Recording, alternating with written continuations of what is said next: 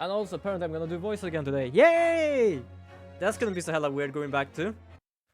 Just what the hell? Wait, are we... Yeah, we were done with her. We're gonna go and take some breakfast. That's what's it's about. Naruto's legal consultancy? Oh, consultancy, okay. Yay, voices! Because my throat is not fucked up again, like it was last time. Sholmes suit. Noise.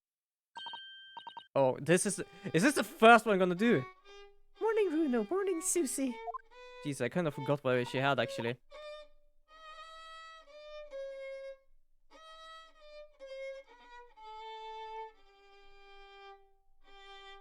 Fucking hell. Oh, good morning, Iris. Iris. Also, fucking hell. I took on my jacket there because I thought after taking a shower it's probably gonna get cold because today is literally the first snow day. I'm not joking. Since this morning it has been snowing. The snow is still on the roof. No, I'm not gonna try and do that again. I know I mess up sometimes, but I'm gonna remember whenever I don't see the people and it doesn't say the name, I'm not gonna do anything. What is it, Rino? What is that terrible noise? I kind of wonder that as well. I might not be the best at playing violin, but even I can hear that that is like kind of bad, I think. Yeah, it is. Actually, it is. Oh. It sounds like a cat being trained. Ah, yes, you noticed that, did you? How the fuck am I not supposed to notice?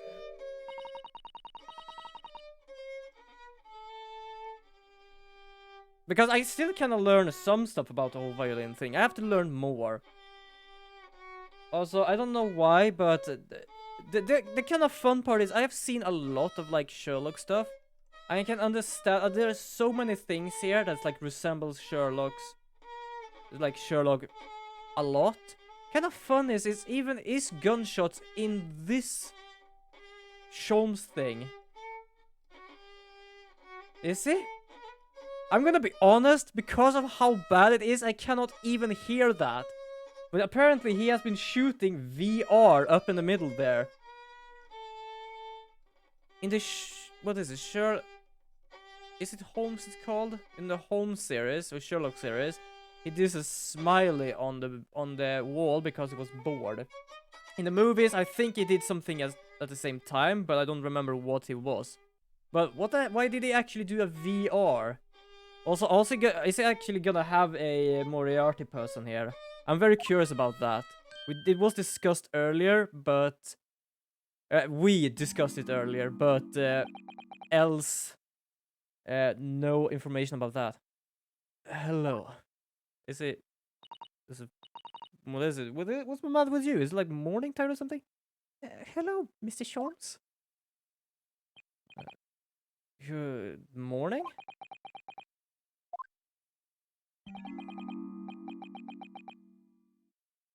Good morning to die, perhaps.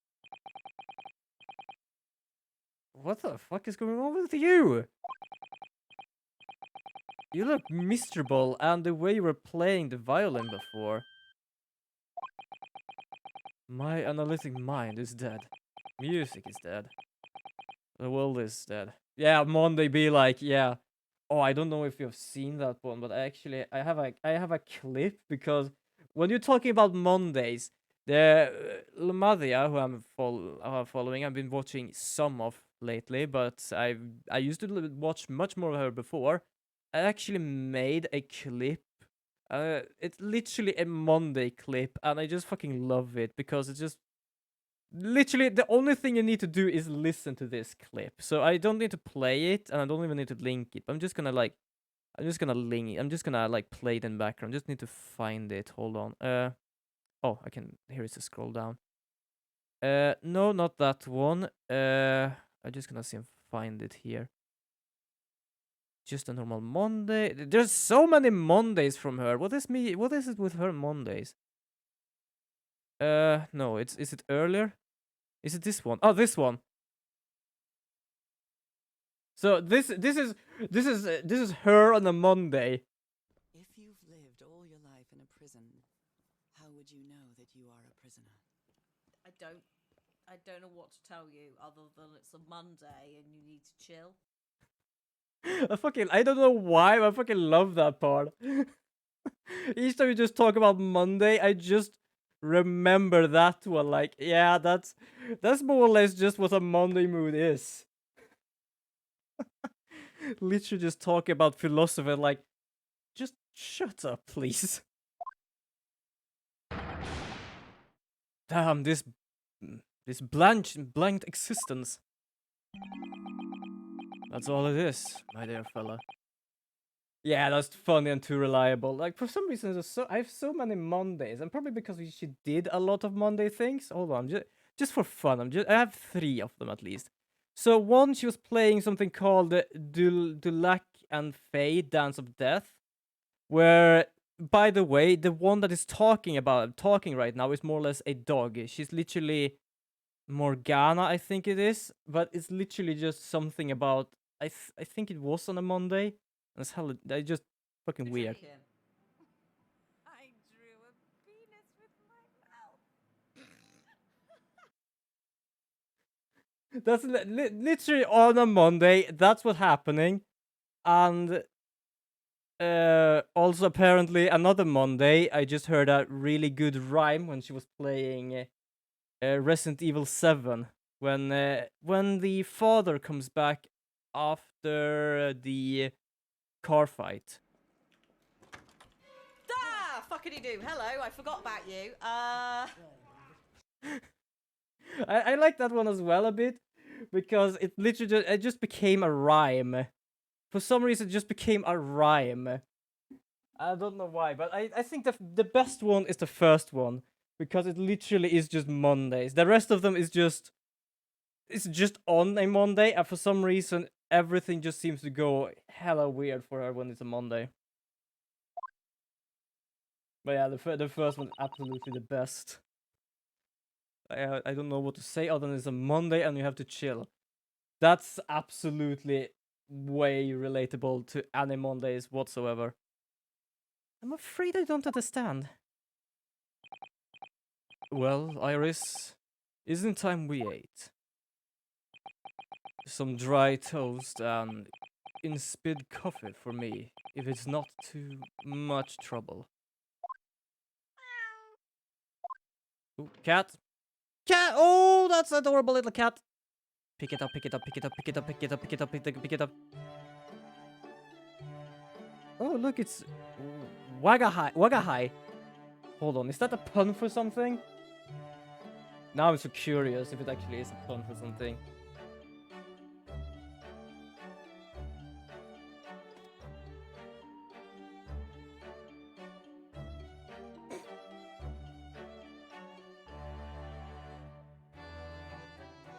Wait, so... Wait, what does that mean?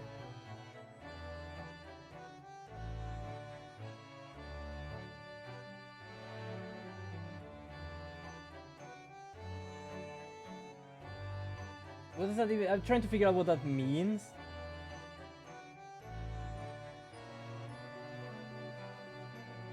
Because the only thing is like, I'm a cat is Wagahai wa neko de arus, I think. What the fuck? It doesn't just mean like something with cat. Because that's absolutely brilliant. Good morning, boy. That's an adorable cat. It has a little bow tie.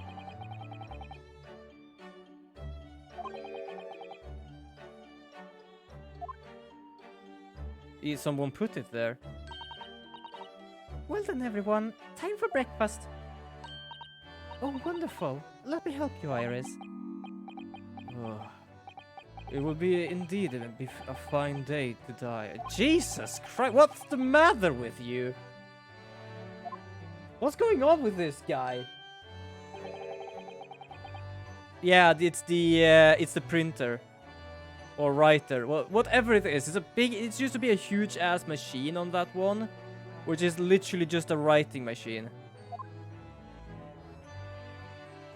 Is that why? Yo, mate, what the hell is going on? I know I like kinda despise you sometimes of how the hell you are, but what is wrong with you, especially now? You seem to be very unhappy this morning, Mr. Sholmes.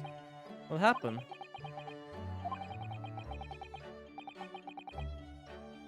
It used to be the case that in my hands, this violin sung like the dawn chorus. Its mellissonant tones would make flowers bloom. It would? But now, the muses are unamused with me. The goddesses of music have thrown me over. Well, it's been dramatic. Whatever do you mean, Mr. Sholmes?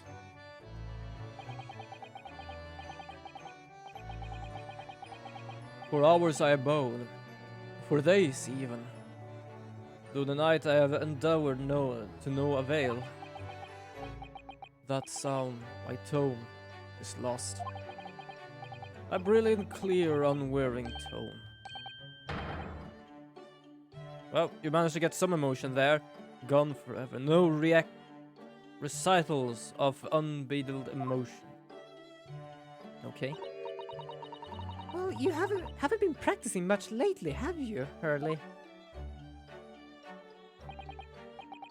Don't worry, I'm sure we'll come back to you in time. Heed my words, Naruto. The goddesses of the art are fickle. It's kind of loud for me as well here. Here we go. Also, we want to check something that, like, everything works fine here. Does it work fine? Yeah. Just because. One day, when they bestow a genius on a man, next unmercifully withdraw it. Oh, dear. Why is this happening to me? Did they take the turn I have for the violin from me? What is left? For pity's sake, what is left?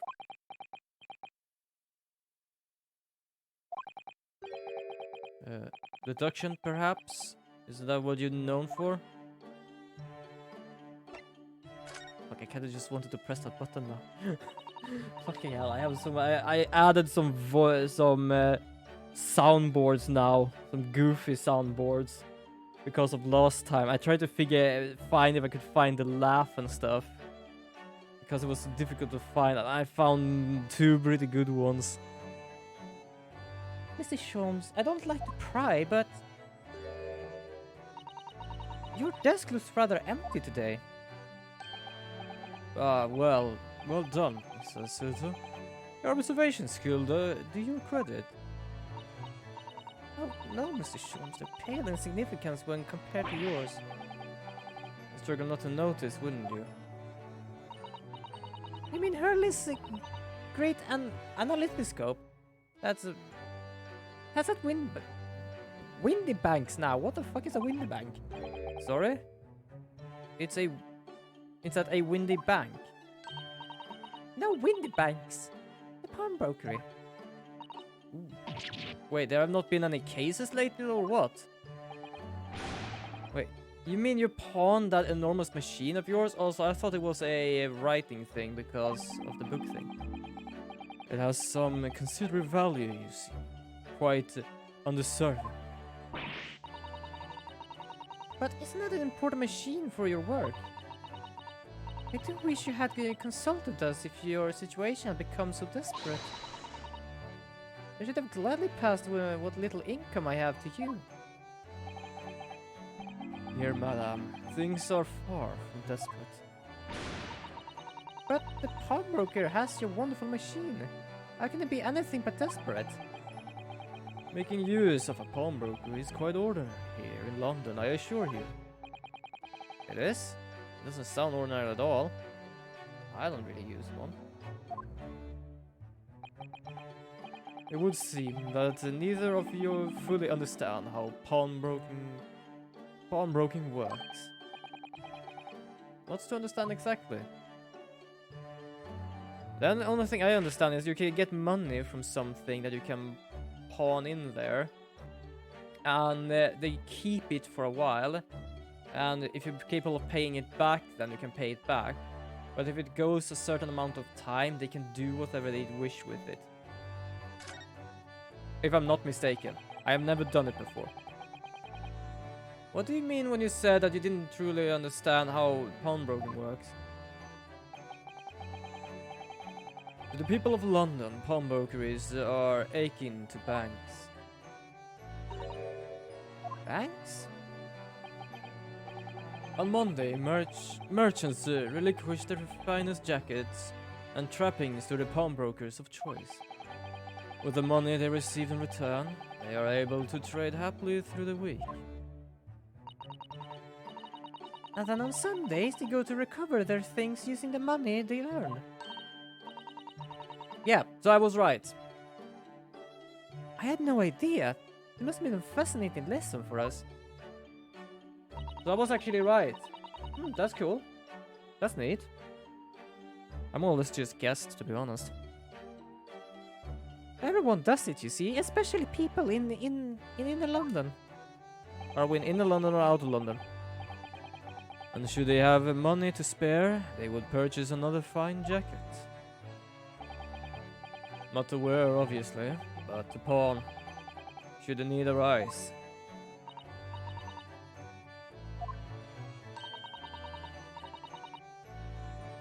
So whenever we have something that's getting in the way, we'll leave it in windbanks, you see. Why, yeah, that's the problem. Getting in the way. A pawnbroker can be thought of as an extremely secure vault. Who would have thought that even a pawnbroker is so different here in Great Britain? Who knew? Of course, you have to watch Hurley with it. Well, what? Sometimes he pawns things he really shouldn't. Don't you, Hurley?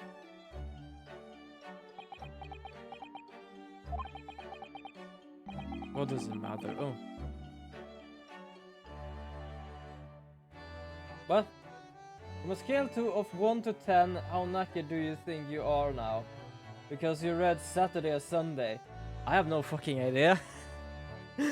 I didn't even see the first one there. I just saw like because you read, like what? What do you mean by because? I have no idea, but as I said, I have been programming most of the day, and after a while I just get fucking tired of it. So yeah, that's something. Also, what does that matter? Like, it's just a one day difference. Yeah, big brain energy there. I'm always big brain energy whenever I play on my streams. It's goddamn 5 in the evening. Oh god, speaking of like 5, it's minus 3 degrees outside. Woohoo! It is cold! Well, technically it's freezing, actually. Okay. So we'll talk to you now. Should we move to breakfast?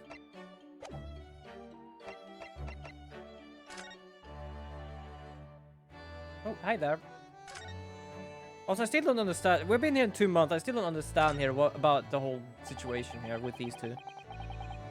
Mr. Natsume's cat seems to have settled in to his new home then.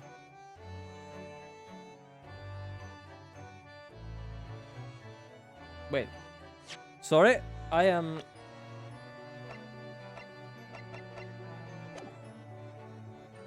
Natsume.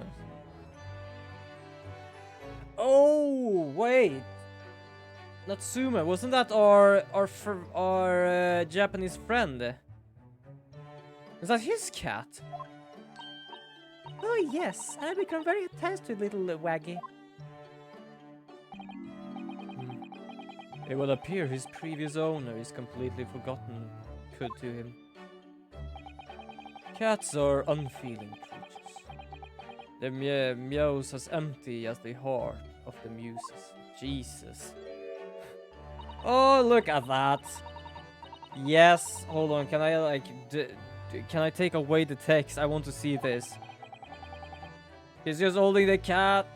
Yes. Also, speaking of cats, I just saw a cat on Facebook. Dude, literally, it was a video. And it was like just realizing it's a month until Christmas. And you just see the cat's eyes just like... Like, I'm not joking. The whole eye were nothing but pupil. You could see a little ring of the other part of the eye. Like the whole eye was of just a fucking pupil. Like, oh, that's so fucking adorable. But pets, no, that's me. But pets are strictly forbidden aboard steamships in our experience. And for good reason. Terrible things can happen if the rules of passage are not obeyed. Yeah, I don't know. I don't remember really because it's like I tried to like find more of it, but unfortunately it was like an Instagram thing, and I had to log in and shit. And I don't think I have a login for Instagram. Unfortunately, I couldn't really share that. Hold on, I cannot see if I can find it again. Oh, what the fuck is that? I just saw something horrible. What the fuck is this? Vagabond's Lair. Forest God. What the fuck is this? Digital art group.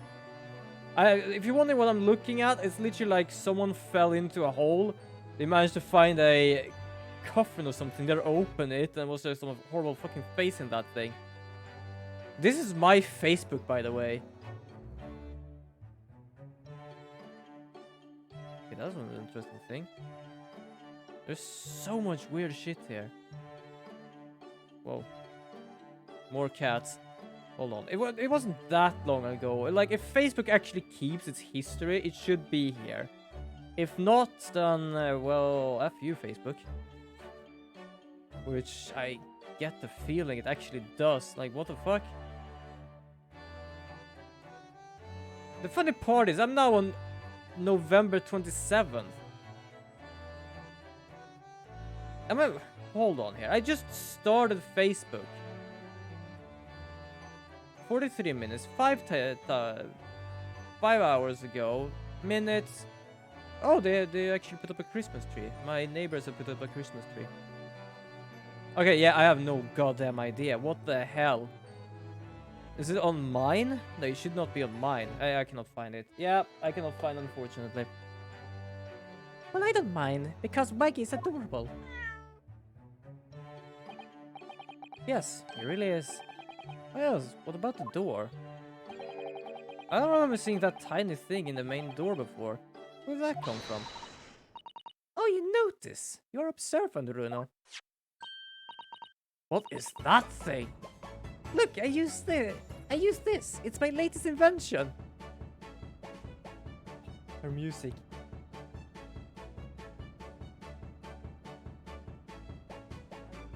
I just fucking love the plops in the music. I don't know why, I just love the plops in the music. Wait, hold on, I just listen for it again.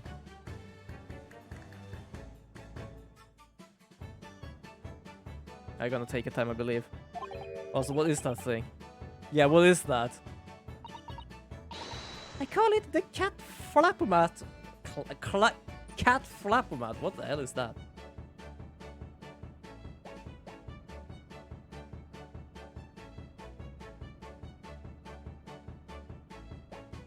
I don't know why, I love that part of the sound.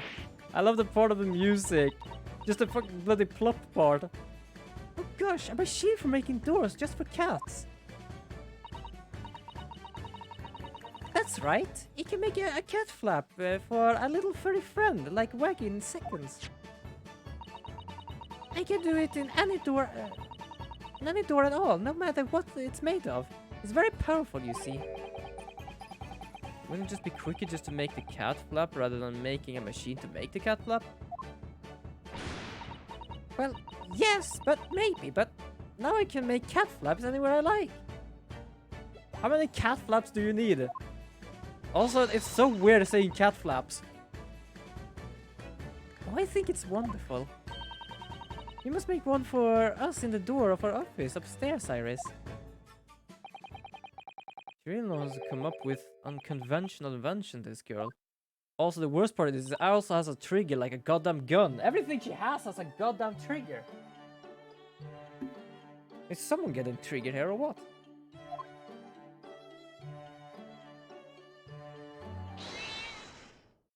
Whoa. Cat freaked out. What was that? What was that? Wagga what? Wagga hi?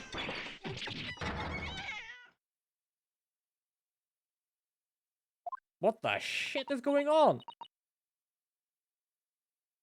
Either, and I hope not, the cat is dying, or the cat is killing someone. What was that? Oh no! Wagga hi's tangled up in your violin. Oh god. I think he thinks it's a toy. No. What is it doing to it? Oh dear, Mrs. Scholl's precious violin. I don't think he gives a shit. Why should I care? What? I shouldn't be surprised. If the cat is a more accomplished musician than I now. Oh, Jesus. Yeah, you were talking about something with my brain before? Yeah? Mr. Trump really is in a poor spirit, isn't he?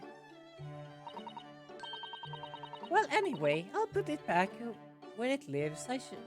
Shall I, Hurley? Out of the cat's reach if possible. Where should you assess the damage? Examine?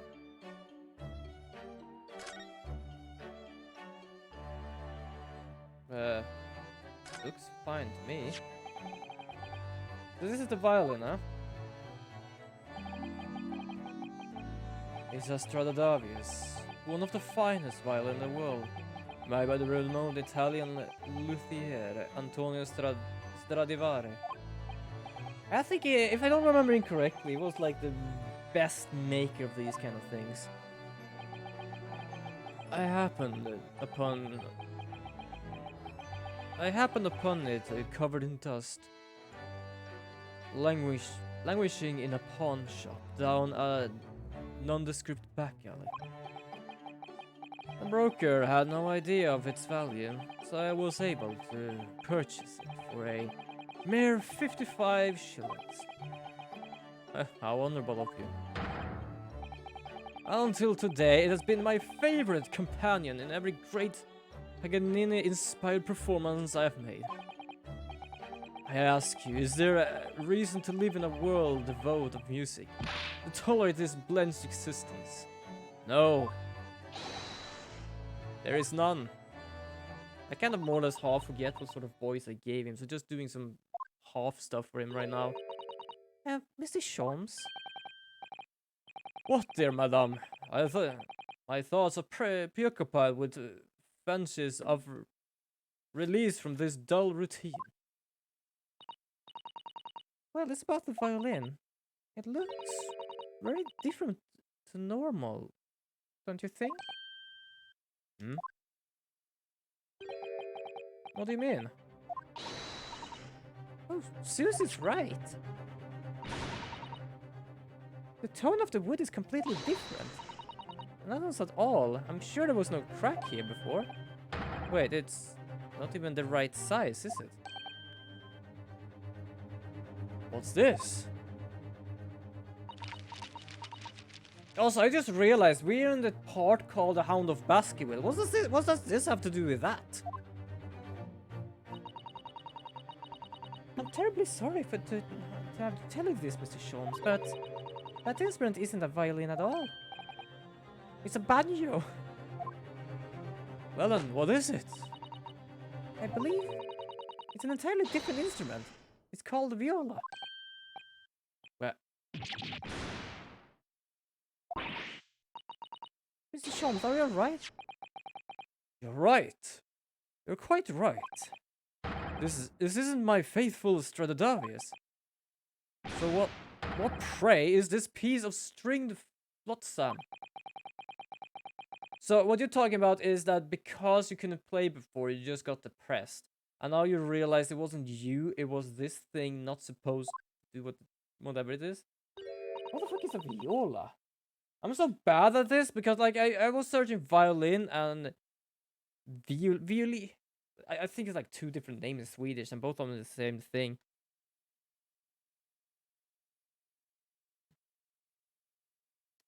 What the hell is a viola instrument? What the fuck is that thing? Yo, what is that thing? The fuck? Whoa, I want to see more of this thing. What? Excuse me? It's like a violin, other than it doesn't have the body. It only has like the down part, like the lower end part, and the string part. And it has a fucking trumpet attached to it. What? What is this for weird ass instrument? What did I just stumble upon? Also, for me, viola seems to be more or less the same fucking thing. Viola. I have no idea what the hell the difference is of these things. Because I'm playing a violin. And apparently a viola is something else. I think like the only thing I can see as a difference is like how the body is made a bit. I think I'm using an electrical one, so the body is like non-existent other than a frame. Ah, I see what must have happened. You do, Iris? Yeah, I know I sound insane. Hold on. I'm gonna give you a link to what I found. This is literally just an instrument shop, so there is like no problem with going into this one. But on that one, I found the weirdest ass instrument I have ever seen. So yeah, I know I sound insane, but yeah, well, if you see this thing, you will just understand who or what, like, either that thing or me is insane. Because what the hell? This is just a simple mix-up. It sounds like Iris is might be plop music.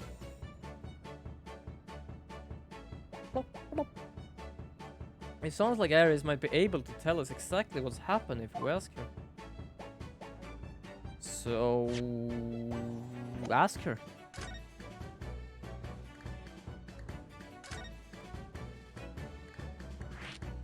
So the mix-up, please. Also, I feel so bloody low. Hold on. There we go. What did you mean by a mix-up, Iris? Well, you see, this violin. Sorry, this viola, I mean. Was it the windbags until last week? At the pawnbrokers. Not Mr. Sean's beloved musical partner. There's a proverb from the East with you are no doubt familiar, my dear fellows. Always let a beloved child travel. Yes, indeed. So you sent your beloved violin to a pawnbroker's in the hope that it would experience personal growth. Oh, what a wonderful idea. Hold on, wait, what? What in the... I would even be able to use... Yeah, exactly! I just saw that thing, I'm like, what the hell am I looking at? It probably will be capable of actually making a sound, because it literally just vibrates the horn part and causes it to make a sound. But it looks so weird. It looks so weird. Like, oh my god. Last week, I pawned my great analythoscope in order to release my precious instrument. But it would appear Mr. Windbag mistakenly furnished me with this tawdry fiddle instead. But my ears cannot be deceived by the hollow timbre of this piece of timber. Do you want to go back to the time you had existential crisis? No, but your every sense was deceived by the fact that it just had strings. It's like, I can't even describe how insane that is. Yeah, exactly. It's like two instruments in one, and you have no idea where to even start. I can understand more or less how it would work, but just the look of it is just weird. Sure. A fine state of affair this is. And why I always say, Miss Naruto. Never trust a pawnbroker, they will try to fiddle you every time. You are a bit of a fiddle, you always change your mind. But earlier you told us you could think of a pawnbroker as an extremely secure wolf. Yeah, exactly. Well, I guess we're gonna go and get his violin then. Come, Miss Naruto. Daily dallying will get you nowhere.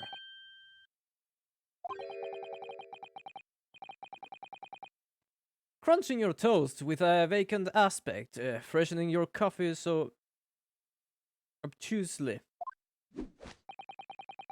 Are you not a little embarrassed by your own conduct, considering the urgency with which we are faced? Did he try to play this thing before? Because I didn't hear that at all. We must visit Mr. Winbank's broker at once. That's right, isn't it, Mr. Sholmes? Precisely, Mr. Sasuke. Without a moment's delay. It's easier to do his voice when I'm not trying to sound absolutely out of my tears, more or less. Yeah, let's just slow down and crook. Yeah, exactly. It was so difficult to actually hear that. I haven't even finished my bacon and eggs. Bacon and eggs. I like my bacon crispy, just like cracking. Oh, that's a good bacon. My dear fella, surely you do not still intend to crunch your bacon with an increasingly vacant aspect, to fresh your eggs ever more up. Jesus, you just used that before. All right, say no more. Let's go then. Don't worry, Runo. I'll be happy to heat it up for you again later. Oh. Thank you, Iris. As it happens, I'm rather curious to see what British pawnbrokers look like.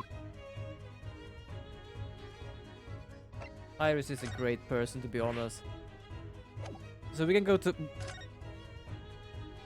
Baker Street and Wingbank Pawners. We can go outside or inside.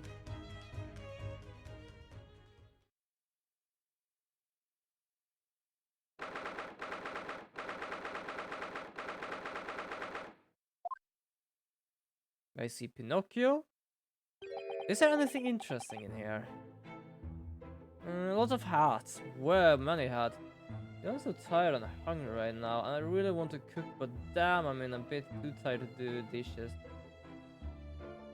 Yeah, I can understand that, absolutely. Oh my, there are all sorts of tools and contraptions in here that I've never laid eyes on before. Sasuke-san. And that spark of wonder in your eyes. You can't wait to score the shelves, can you? I get the impression you enjoy places like this.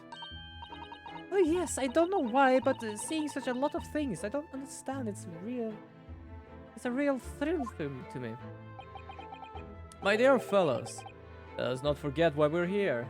And seeing the word eggs is just making them more hungry. Oh yeah, do not mention it. It was a stream when you weren't here. It was when we started the last trial, or more or less tried to at least uncover the truth a bit. The goddamn detective with the fish and chips.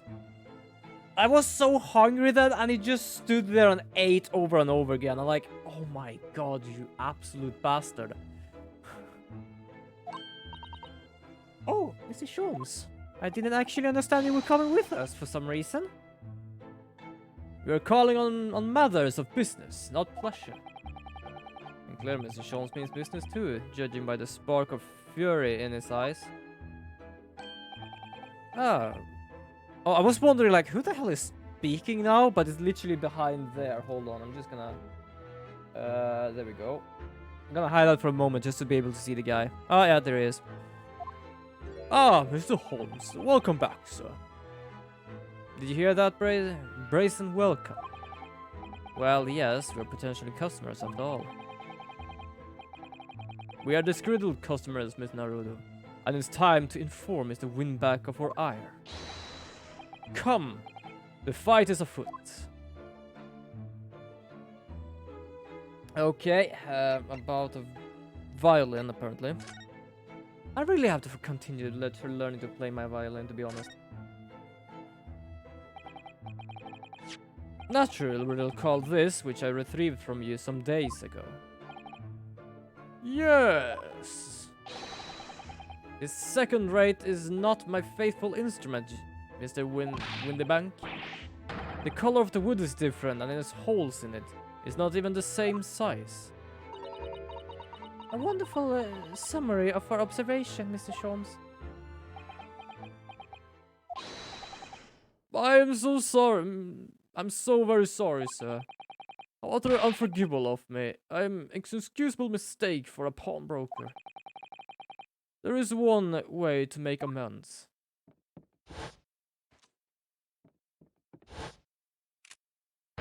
Whoa! No! What the fuck? I thought it was just bail. I thought the guy was just bailing. I shall have to take my own life. Dude! I do not think that would be necessary, do you? Yeah, this was 0 to 100 real quick. I thought it was just fucking running for it. And then he just saw the gun like, don't say just gonna threaten us. And then he just put it to his own head like, oh my god. What the hell? If I may just say one thing before I pop off. Oh, Jesus Christ. Yes? It was you, sir, Mr. Sholmes, who took it upon himself to remove the item the other day, I believe. Sorry? As I recall, I intended to enter the storeroom to fetch your violin when I heard, here it is. You did? Oh, god damn it. And when I turned to controvert you, you had taken the viola and left, sir. No, I'm just reminded when I told you. When did you say that? I don't really remember when you said that. Well, however, there can be no doubt that the blame lies firmly at my own door for following you to leave. It wouldn't surprise me with thought of all the popping I was doing there. Just popped everywhere. It's a fun game. I play it now and then, not too much, but it's a fun one. I think I'll already get the platinum mode actually when I started doing ranked as well.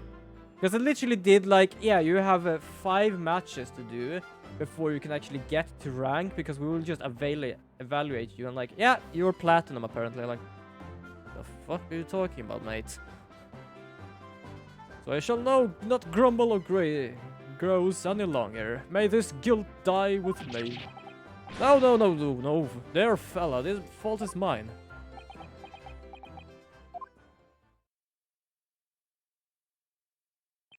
Holy shit, talk about selling point. Jesus. It would appear that the fight is over. I do humbly apologize, Mr. Winbank. Eventually, my questionable disposition precipitated this tragedy. I was so tired, I started saying stuff like pop off dude and killing it king. Oh, good god. Yeah, that's stuff that happens, absolutely. That's stuff that happens.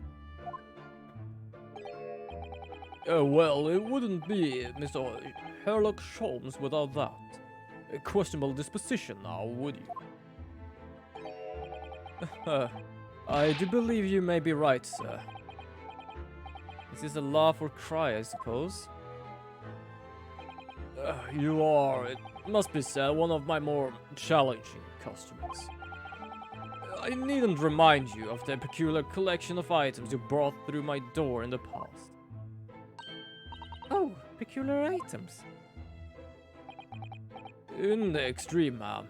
For example, the unpolished manuscript of an eponymous work, the novels of Sherlock Sholmes or such. A new full-fledged novel? And unpublished? A story I haven't even read, you mean? Could you not? Why do I get the feeling we're gonna see that so much in this game? Why do I feel like my head always is way angled? I don't know why. Probably because I sit like this. Yeah, probably because of that. I'm trying to follow that then. Or something, I don't know. Wait, before you die, I must tell you, you must tell me more. Before you die, tell me more. What the hell? Unpublished story, please speak. I must know more. Tell me everything. Wow, Suzuki-san is really fired up now. Is there really an unpublished story under this very roof? Well, one day the gentleman here brought an old metal chest to see. I should like to entrust this to your care for a while, Mr. Windybank. For a chest like that, 1 shilling, sir. Not a farthing more. It houses something of very great value indeed. The latest manuscript, recounting the adventure of one Mr. Sherlock Holmes. I beg your pardon, a manuscript? You wish to deposit a manuscript? Indeed I do, for I am confident it will be quite safe. That was that. As such, Mr. Sholmes' latest tale of otherworldly mysteries lies dormant in my story. Mrs. Sholmes, is that really true? Holy crap, you just used this place as a storeroom for yourself. I do sense that someone doesn't want to talk about this. I continue to pay your fee, do I not? Then kindly continue to store my belongings securely. Of course, of course. They are safe and sound with me, I assure you, on my fucking hell, okay, Jesus. This is way too much. I wonder, could I ask you something? Ah, a gentleman from the Far East, I see. Yes, that sable suit, I suppose I could offer you 6 pence for it. Well, I don't want to really go outside naked. You mind? Without wishing to offend, the tone is somewhat dull. Sorry? Ah, but your splendid attire, ma'am. 5 guineas, no less. The color are exquisite, the design, the exotic, Eastern artistry at the finest, may I say. I can agree there, actually. Oh my, 5 guineas, you say? How interesting. Why do I feel as thought I've suffered some sort of defeat here? Well, you might get money for that, but he's talking about your clothings. And so, yeah, okay. Actually, I was hoping to ask you about your business. I've heard it said that pawnbrokers are used rather like banks here, though. Oh, yes, indeed. Many of my customers utilize the establishment as you describe. I appraise their items and offer them a proportionate loan and 2 months of secure stowage.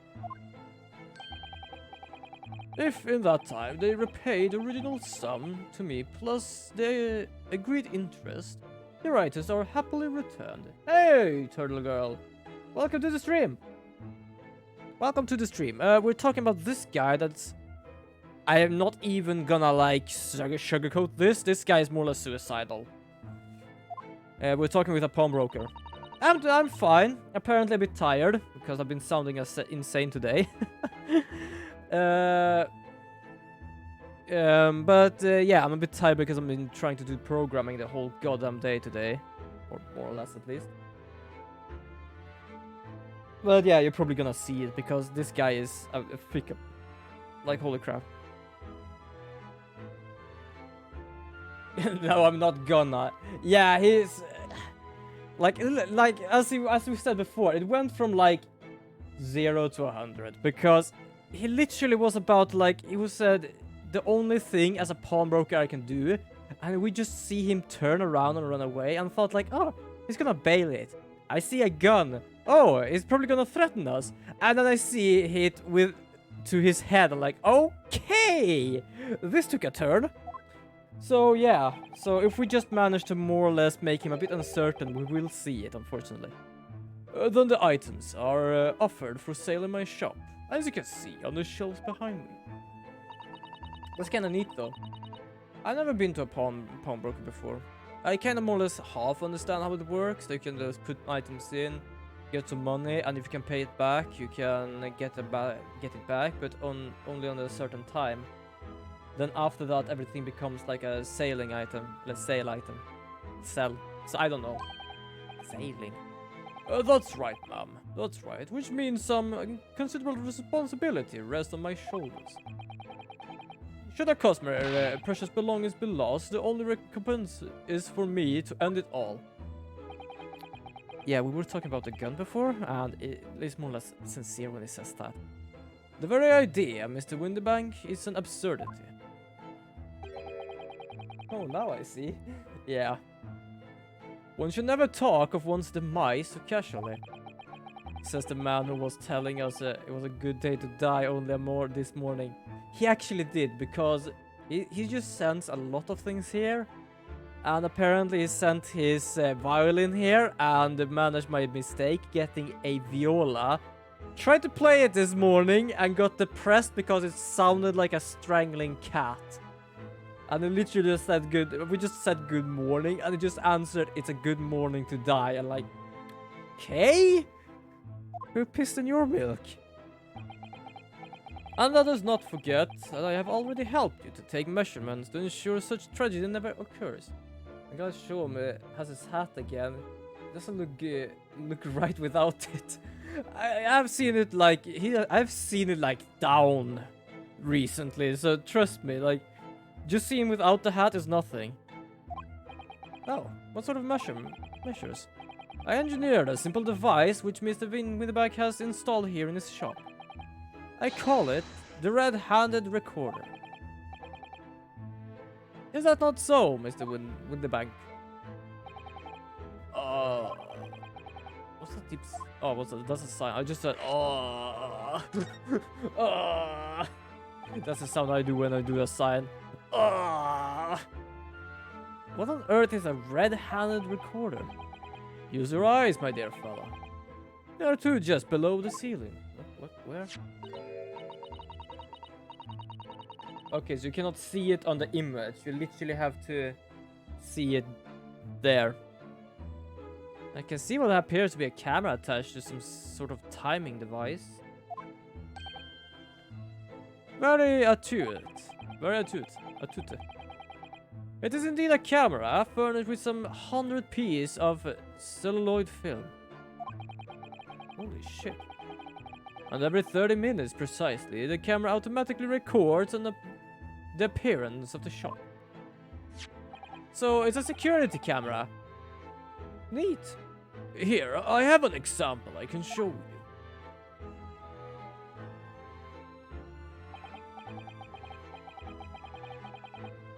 Ah yes, a print with the camera set to record activity at the shop's counter. And then developed a special type of film so sensitive it produces a crystal clear image even in darkness. Really, that's extraordinary. Yes, you can clearly see the counter and the door behind. Okay, let's show a next image because I get the feeling we're gonna see something here. You see, were someone to enter the premises with ill intent, his identity will be summarily exposed. Only if it is each half an hour. But did you not say that the photographic prints were taken at 30-minute intervals? Indeed, as you say, my dear madam. I'm just gonna... Oh. Then what if the incident were to occur in between times? One could only say, there would be a cruel twist of fate. I must confess, your device has been giving me some cause of distress of late. I beg your pardon, Mr. Windybank. Surely there are anything but distressing, reassuring in the word. Is the cost of the film, sir. You must graciously place not one, but 2 cameras in my shop after all. Which means I must pay for night 1 for indeed 100 utterly useless prints every single day. I'm afraid the cost of the film will break me before I'm very much older. That's actually kind of true. Nevertheless, a small price to pay to ensure the safety of your prefer the pawnbroker, you know? My dear fellow, the verge of an age where safety and security come at a price. Oh, heavens, please help us. Yeah, we have seen that in Scarlet Nexus. I just, last time I just realized there were so many goddamn cameras everywhere. Like, holy shit. Ah, the very thing. Thank you, Mr. Winterbank. Perhaps this might mark the end of the peculiar item you tried to pop. Hmm? Because if anything were to happen to one of them... this would be the only answer. I did tell you before, didn't I? Could you not, please? I really think you should have stopped waving that gun around. Someone could get hurt. Yeah, I wasn't even like joking before. Fear not. Sorry, what? I've only loaded a single bullet, so no one but myself could possibly be harmed. That's not really what I meant. No, he apparently is like this. As I said before, I thought he would just bail when he said that if he made a mistake, the only thing he could do was and then just run. But nope, he just grabbed a gun. It's been a pleasure as always, Mr. Holm. You call that pleasure? The fuck? So, Miss Naruhodo. Now we can explore at last. Okay, sure thing. Let's explore then. Okay, I'm kind of interested what this thing is actually. I don't know what that is. Well, I guess it's better to go out with a bang than a whimper. I guess you more or less could say, depending on which bag, to be honest. Also, I'm just gonna check something. Nope, my candy's gone. I don't have any candy. Look at this. Whatever could it be used for? I have no idea. I don't know either. I don't see what it is. There's a small catch just here. Look. We're going to open it, aren't we?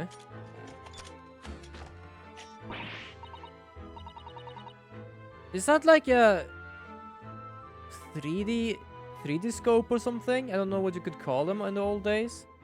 Oh, also, isn't that the same thing that's behind there?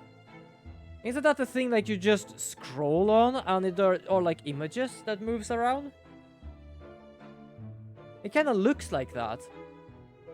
Huh. Oh my, that's amazing. It has some sort of spring-loaded mechanism, which we'll never manage to put back to the way it was before. What are you two doing? What? Us? Nothing. No, nothing at all. What are these devices? It seems to have a pair of little windows to look through. I feel to have seen something rather similar to this elsewhere. Yeah, this thing. Up here. Now, what do you think suppose this rather enormous machine does? It seems to have two little windows to looking through. Allow me to enlighten you, my dear fellows. What you're looking at is a stereoscope.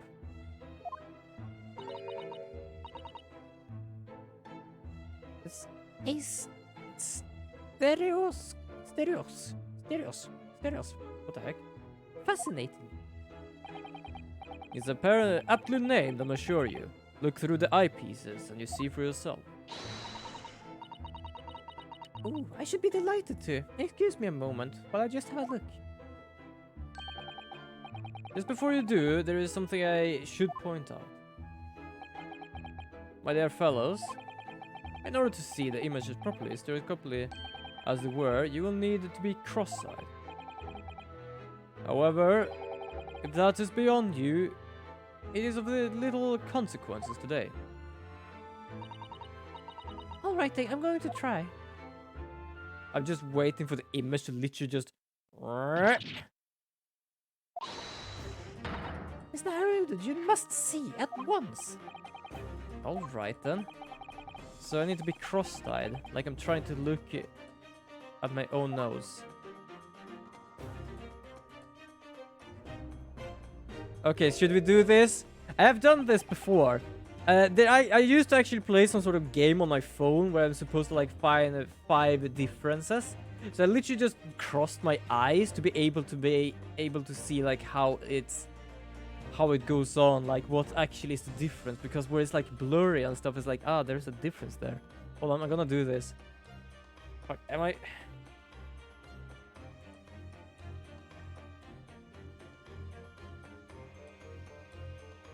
Yeah, I think I'm like too fucking close.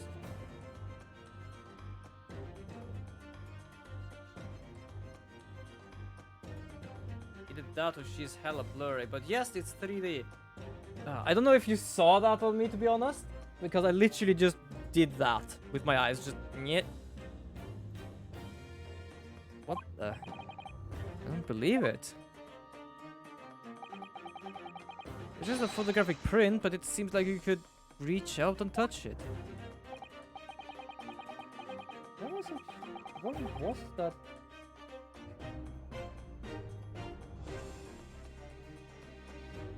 When was that actually invented?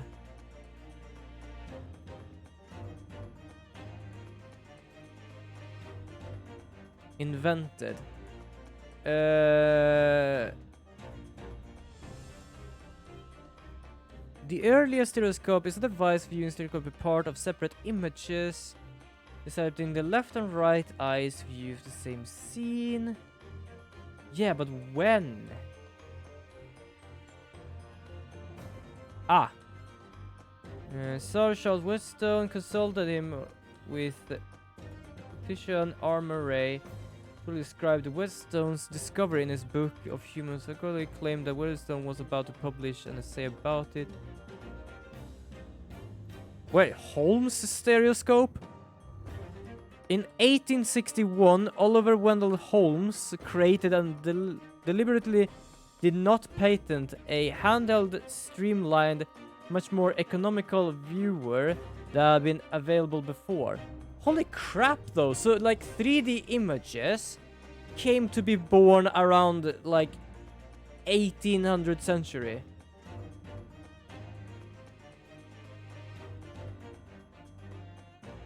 What I understand. Like, Jesus! No, I'm kind of sad not being able to cross my eyes. Yeah, I don't know. I think I just learned that years ago just to be able to see some images like that. And like, it's hella difficult, to be honest. Well, the sense of depth is startling, is it not? The stereoscope are one of London's many fads. They are often found in little stalls in parks. People queue for hours to see them. Why? Why are people meddling with such black magic? Of course he was gonna say black magic. It's not magic, my dear madame. It's... well... far too complicated to explain at present. We shall save this lesson for another day. God damn it. The easiest way to say it is like seeing with our own eyes. 2 cameras taking prints of the same distance as our eyes causes the whole thing to be like that. So that explains that thing. What more? Oh, it's April.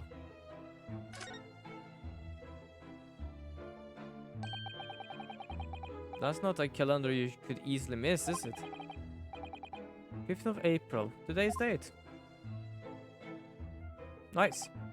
Yes, that's not for sale, I must point out. It's an Eastern-style page-a-day calendar. Every night at midnight, I tear off the front page to reveal the following day's date. The perfect calendar for a tearaway fellow such as yourself, Mr. Windbank. Otherwise, you walked out of here with the wrong violin before? Well, when the agreed storage period has passed without prepayment, articles are forfeit, you see. So you have to keep a close eye on the date. It's somewhat a pawnbroker obsession, you might say. The only issue I would say is like the people that just doesn't really understand those rules and just like, I want my thing back. Like, dude, seriously, you just waited for fucking too long. What's this for something? So it looks like a gong gong. Look at this. Look at this lovely big shiny box be. That, my dear madame, is a music box. Surely you must have such things your own. Oh my, yes, but I've certainly never seen one so large before. Shall we listen? I'll listen a while.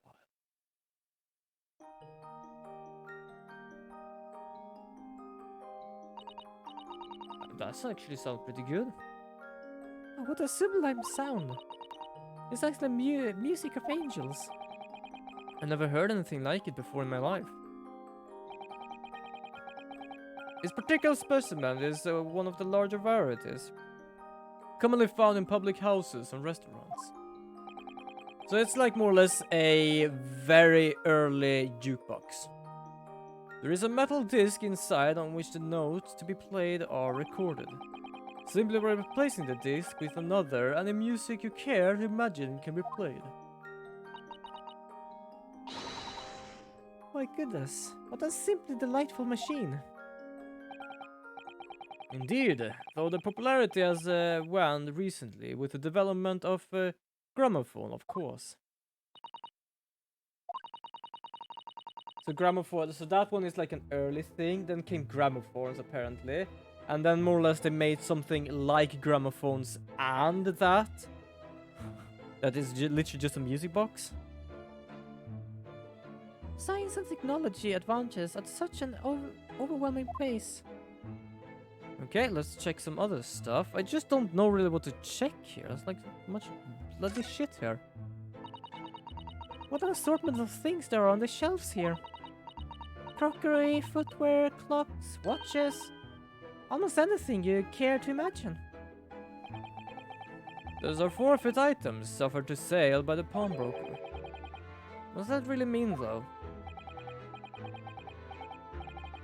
When you pawn or colloquially pop an item, the broker loans you money against its worth. He stores the item for an agreed period of time after which the loan must be repaid.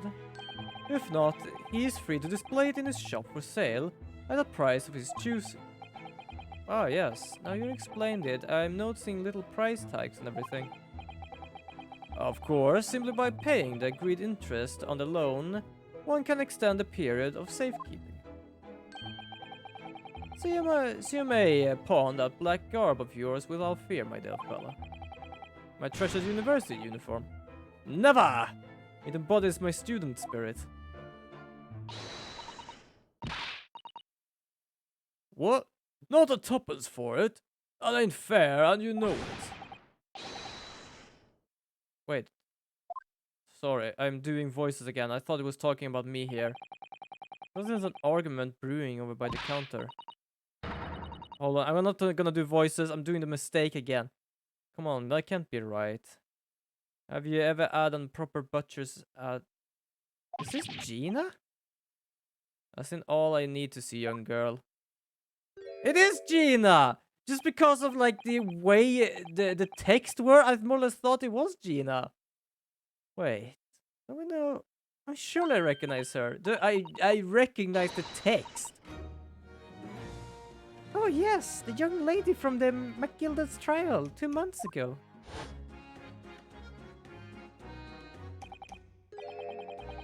Her name is Gina Lestrade, my lord.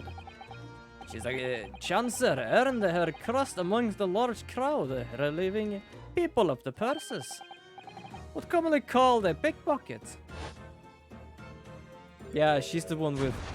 Yeah, that was a bit unexpected, but I'm glad she's back at least. But it wouldn't surprise me at the same time, she's Lestrade. When it's not a Lestrade in a goddamn Holmes thing, anyway. Gordon Bennett, you lot! Oh, you still have that thing? Hello, Miss Lestrade. I hope you've been well. Yeah, what? You remember, do you? Well, I remember being completely surrounded by smoke, that was sure. So, what are you doing in there? Down and out, like the rest of us, nothing to eat. Come to Papa in that black weasel sort of coat, have ya? What is it about this black uniform that makes everyone commenting on it? Yeah, there's something about that. Ah, good day. Unless I'm mistaken. You wouldn't be the young pickpocket who stole our experimental smoke grenade launcher. Ah, Mr. Sholmes. So, you have something of value to pawn, do you? Allow me to see the article, and I shall negotiate with Mr. Windbank on your behalf. Pull the other one. I don't need no help from some stuck-up D. Get out of my business. Go on, or I'll make trouble for you. As you wish, Miss Lestrade. I will happily remove myself from your presence.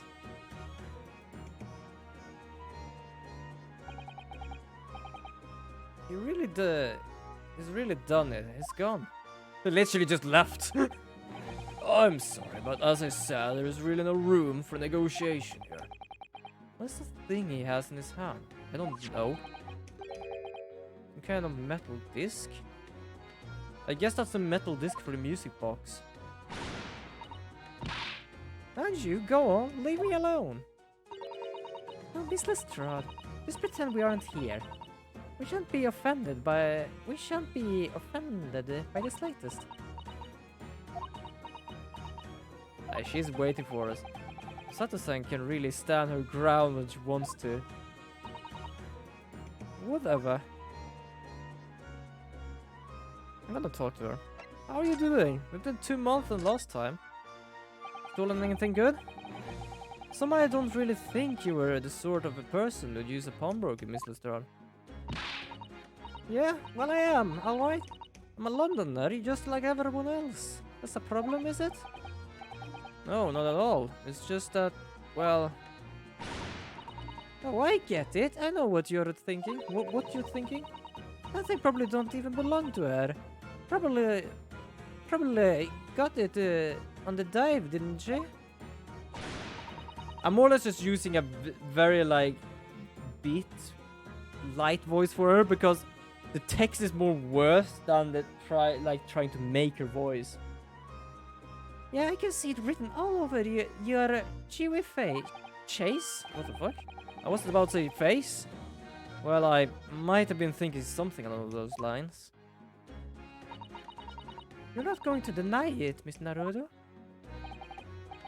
Alright then, I'm going to come out and ask you straight.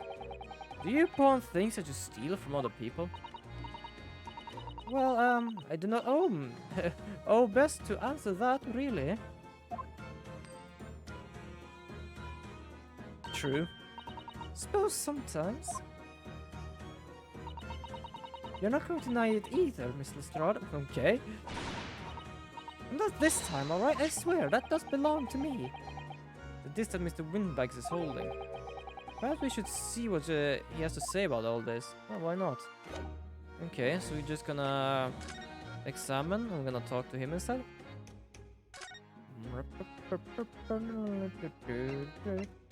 So about this disc. Mr. Windbag, what exactly is this metal disc that Mr. Lestrade has brought in? It seems to have hundreds of tiny little bumps on its surface. This music disc, you see, is for use inside a music box. A music box. What? You never know what a music box is? You use a lot, ain't too savvy, eh? I know what a music box is. I just never seen one of these discs before. The small protrusions on the metal disc encodes the tone to be played by the music box. You simply start the disc and see the machine going, and beautiful music plays. So incredible, tell us, what tune is on the disc? Well, I'm afraid I couldn't tell you that. There are so many different types of music boxes, you see. British made, German, Swiss. I have no way of knowing which particular machine this disc was made for. I see. And that it, and that's it in a nutshell. I wouldn't have any customers for an item like this, even if the young lady forfeited it. Really, I'm already offering more than I should at a penny. That's a packet of lies. It told me it did. He said it was, well, who said it? He? Who? He, who, ha! Fucking getting tired, huh? Never mind. Just ain't right. That's all. That disc worth good money. I know of it. Well then, you'll have to try your luck at another pawnbroker, won't you? Why don't you just try the machine first then? That's probably the best way of doing it. Oh, she's been hidden here before. Of course, this little Tatterdemalion. Tatterdemalion. What the hell is that even? I see. I have no idea what that means. I brought some W's, articles, or other with her every single time, I might add. W's? What are you trying to say? I'm an honest customer, me. So, is there something dubious about this disc she brought in today? Well, if only it were that simple. Sorry, what do you mean? What she actually brought was a storage ticket. Storage ticket, so... Mr. Star has actually come to redeem an article from you today, is that right? Yeah, that's right. A girl like me has a lot of stuff what needs stored.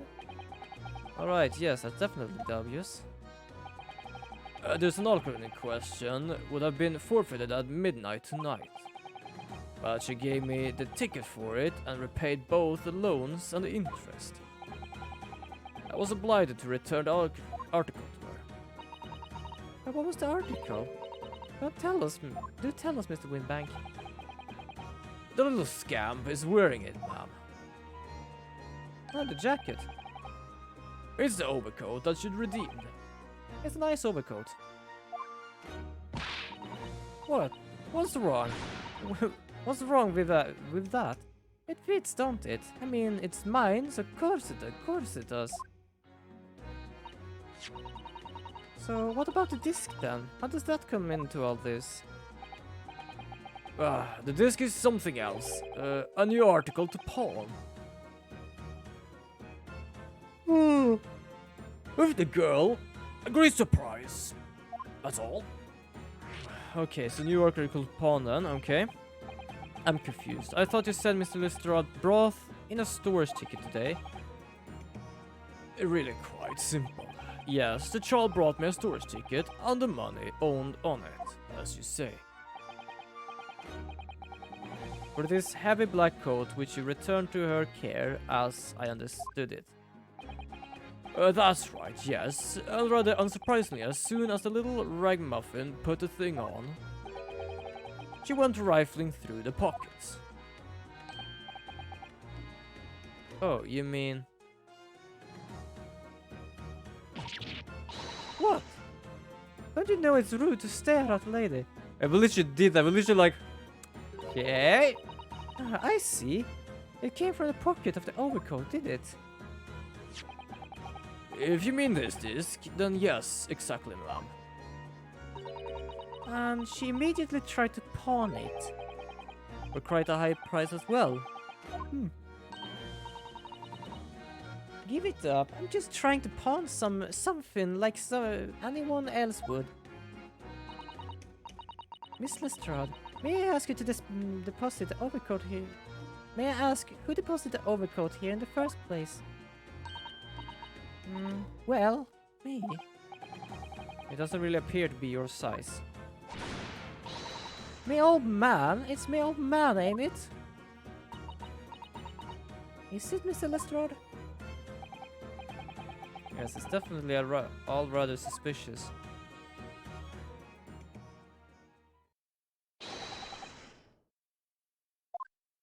Who's here? Who the hell are you and what are you wearing? Who's this picture postcard English gentleman? Yeah, a bit. Good day to you, ladies and gentlemen. What's your problem, eh? Yeah, a bit. It's like kind of creepy in a way. It's like a creepy doll kind of way, especially as its eyes are kind of dead. Dead fish eyes. There is no problem as long as you remove yourself if I've matter to discuss with the proprietor.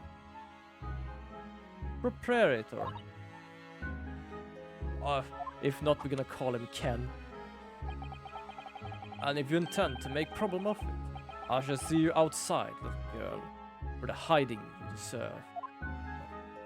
What are you talking about? Look, ain't it obvious? I ain't done talking with him yet. If you think you're such a gent, you should know how to wait in line. Well, you are an impudent little brat, aren't you? As well as a pickpocket. Who are you? How do you know I am? The question is, how do you not know who I am? You haven't the courtesy to even remember the face of your victims, it seems. What? You mean from you? Broker. Yes, sir. I believe this filthy pocket thief has just redeemed an article from you, no? Yes. The article in question belongs to me. I demanded for it to be returned at once. Oh my. Now that's a lie. What you trying to pull? Give me back my overcoat, you wastrel. And needless to say, and a music box discs too. No, you can't have it. You just can't. Also, why the hell is everyone in this game having some weird ass pose? I just realized that now. We have our Asian friend. We have our Japanese, they literally are Japanese, I can say Japanese friend. We have Sholmes, and we have this guy. Everyone here has a pose for some reason. It's me old man's, or it was, now it's mine. Goodness, Mr. Naruto. This is a very awkward situation. Yes, I think perhaps we should hear both sides of the story in this little more detail. The hell is going on here with you all? Okay, so do you know this man? Miss Lestrade, what is this gentleman saying is... What do you think? It's all lies, ain't it? Obviously. I swear on my life, I ain't never laid on eyes on that dandy before. Let's hear it now, you little ragamuffin. Now I'm gonna go bed early because I'm hungry. Yeah, no problem at all. Go get some sleep, go and get your supper, and go and get a good breakfast when you wake up. No problem at all. See you on Thursday with more Scarlet Nexus. And if Saturday doesn't change, there are gonna be some Sekiro. Last time there was no Sekiro because it was just too much of an opportunity. You stole it, didn't you? That thicket you brought you in here just now. Yeah, night gun. No, I swear it. No, I swear it. I swear to God. I was barely an hour ago. I was walking along the street minding my own business when this little gutterling ran into me. I knew at once what had happened. I've been robbed yet again, I thought to myself. Those wretched pickpockets. Yet again. Oh yes, as you can see, I'm a man of impeccable style. This is the first time that I've been targeted by these backslum scoundrels. Now then, relinquish my overcoats. Come along now, Miss Lestrade. Give the good gentleman his coat back. If you're going to cause trouble, I shall no choice but to call the police. Hold on, why you never even think it's me?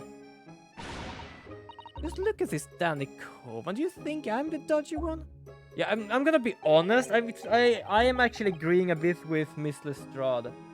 Because he literally just wears white and like fine clothing. And then you have that rugged overcoat that looks like just like a normal everyday person would have in winter. I feel like something is not right here. I'm sorry, but no one's going to believe you. Well, what about the evidence? I don't know. I just think you just let her off. Yeah, exactly. But I get the feeling there's something very odd here. Yeah. Sorry, I just more or less got a flashback from one of the other streams of Miss Valkyrie when there was a lot of talk about shit like that.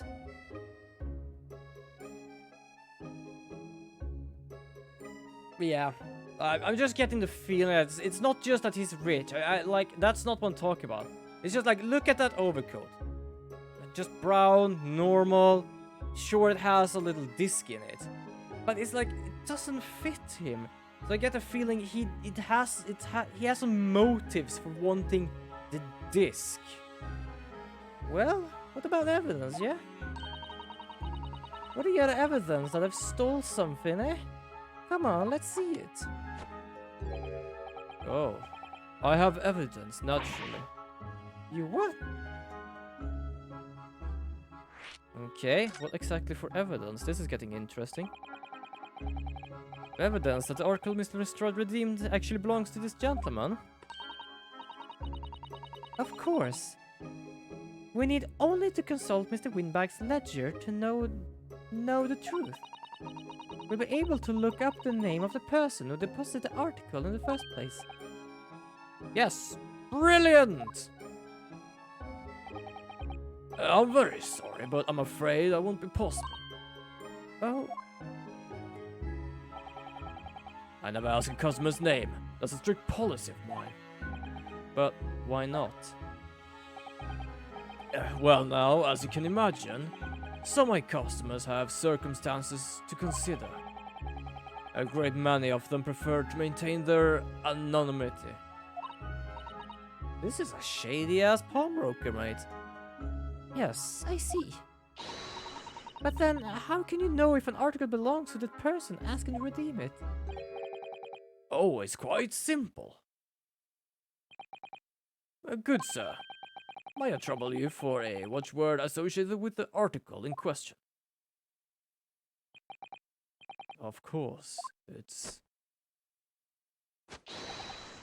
Professor. Oh god! Oh yes, right. And all the evidence we need. This gentleman is the rightful owner of the article, without doubt.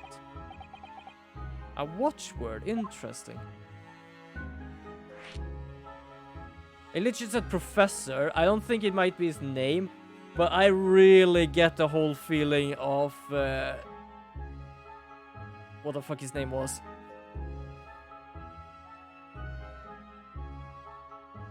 What was his name? Fuck, I brain farted. Shit.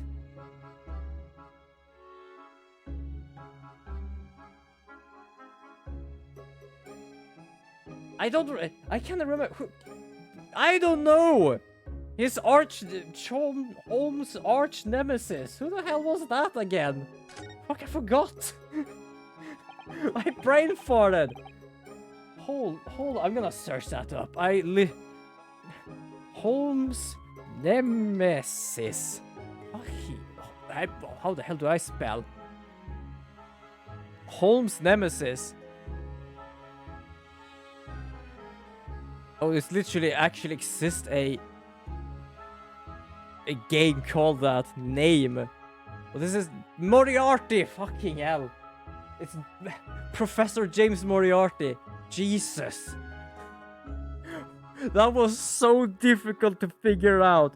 Like, I have some images of all, like, the many of the scenes in that series, and I'm like, what the fuck is that dude's name? Ah, Moriarty. Professor James Moriarty. So I get the feeling, because his watchword is literally just Professor, I guess this guy is literally gonna be Moriarty. As I just explained, I never ask customers' name when they deposit item with me. There are many reasons why. Certain customers... Also, I just realized that Jones was just looking there in the background. What the hell? This dude is so fucking random sometimes. Activity secret. I wasn't exactly a subtype glance at Mr. Schomstein, was it? Just standing with his ass out.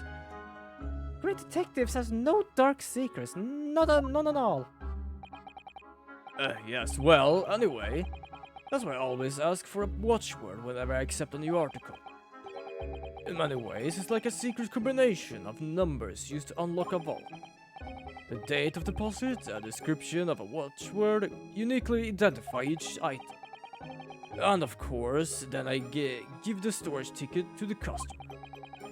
When someone comes to redeem something, I ask for the ticket and the watchword. And what if someone tells you correct watchword, you return the article? That's right, sir, yes. Just as soon as the requisite fee is paid. And I have supplied you with information you require already. But for the avoidance of doubt, the article in question is an overcoat, deposited 2 months ago on the 15th of February. With a watchword of Professor.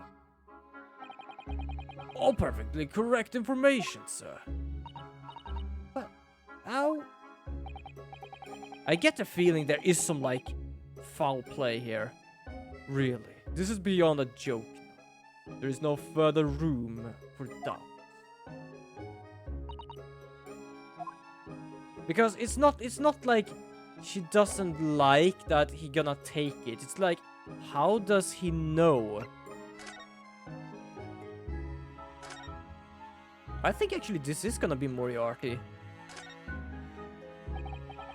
Excuse me, but who are you? One would expect the inquirer to introduce himself first. Thought clearly you are no British, so perhaps our ways are foreign to you. Oh, sorry, yes. We're from the Empire of Japan. We're studying here. Oh, yes, Japan. I have heard talk of the place. What was that? Its inhabitant live on some fiery brown colored soup, dressed up with exotic spices. You might be talking of somewhere else. What was that theoretical gesticulation about? Yeah, I was wondering that as well. Perhaps anyway, perhaps. Anyway, if you're a gentleman, sir, you offer your own name first, before inquiring after the name of another. Oh, of course. Yes, I'm Ryunosuke Naruhodo. I'm a lawyer. Well, a student at law, really. My name is Asuto Miku Tobacco. I am Naruhodo's assistant. Also, I always still do tobacco. I do the English one for some reason. I want to just do tobac, which is the Swedish one. I see. My name is Benedict. Yes. Eggert Benedict. Oh, for fuck's sake. Eggs Benedict. And also, for some reason, I think of Benedict Arnold when I hear this, which means that I think that is not his name. Eggert Benedict. Are you having a laugh, mate? But not quite grand, but sure. Yeah. It says Enchanté. But that name is quite suspicious. Yeah, no shit. My name is Benedict. Yes. Eggs Benedict. Like, what the fuck? That cannot be your name. I can understand Benedict, yes. Now to the matter at hand. My overcoat. Return it at once to someone with the style to carry it off. To be honest, she has the style to carry it off. It fits her remarkably well. Every move he makes, even breathe it takes, I can't stand watching him.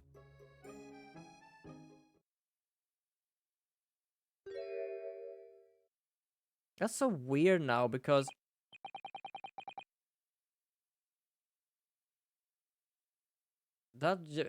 now it's just like black on white for some reason. So let's that be an end of the matter. Wait, what was? Wait, what was? Oh yeah, I don't remember, but now when you said a song and I think it of a song, I literally think it is somewhere. Yeah, exactly. I'm pretty certain I've heard those lines before. I didn't realize that until you said song. Oh my god, this game and puns sometimes is just it's just sometimes outstanding. We have a beg eggs Benedict. We have this more or less lines of a music, and I think there is a cat just called Cat, but in Japanese or something. I don't know. No, because Neko is actually Japanese. There is I searched it up and it was like a book called I Am Cat, and I literally like have oh my god, the song is literally called Every Breath You Take. Hold on, I have to search this up now. Yeah, I'm not gonna be in the dark here. Hold on.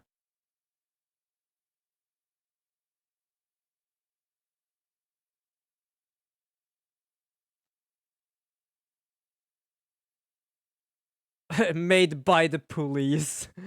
The worst part is that Lestrade is technically the name of a police officer in Sherlock Holmes, so that's probably even worse. Oh, thank you for your custom, Mr. Eggert Benedict. Jesus, you could have at least have said Egbert Benedict instead of Eggert. How the hell are you supposed to say Eggert? Eggert Benedict. Fuck, you just please stop. With just such a reasonable rate of interest, I may even decide to come back. This is why I hate grown-ups. Just cause I'm a diver, everyone thinks and make me a liar. And the contents of that coat pocket, if you please, broker. But of course, here's the disc for you.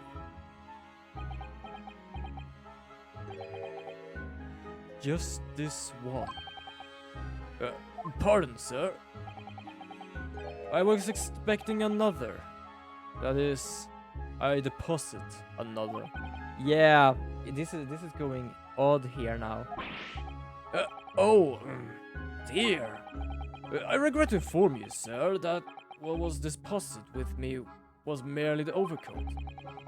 The disc happened to be in one of the pockets, but I was completely unaware of it until now.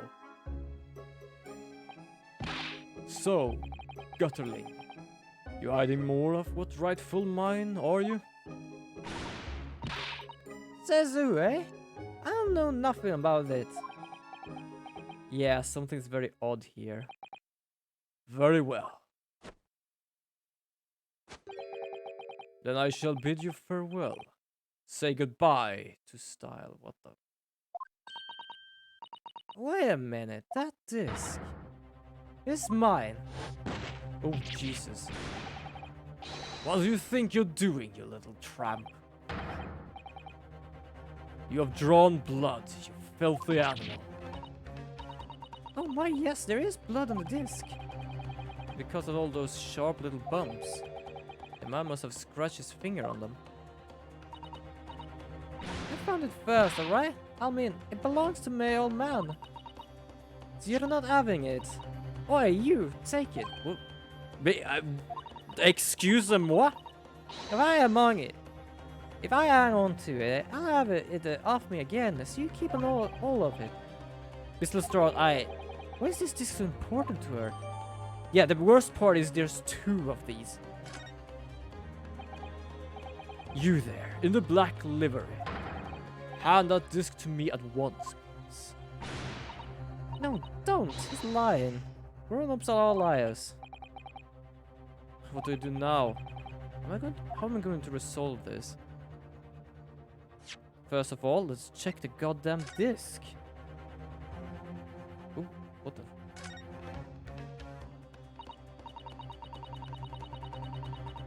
There's a little scrap of paper stuck. This says McGilded. Disc 2. And a scribbled word or two. It looks like somebody's name. For McGilded. McGilded? Could be... What is this, Miss Naruto? A name I shall never forget, for as long as I live. But why? Why is his name on this?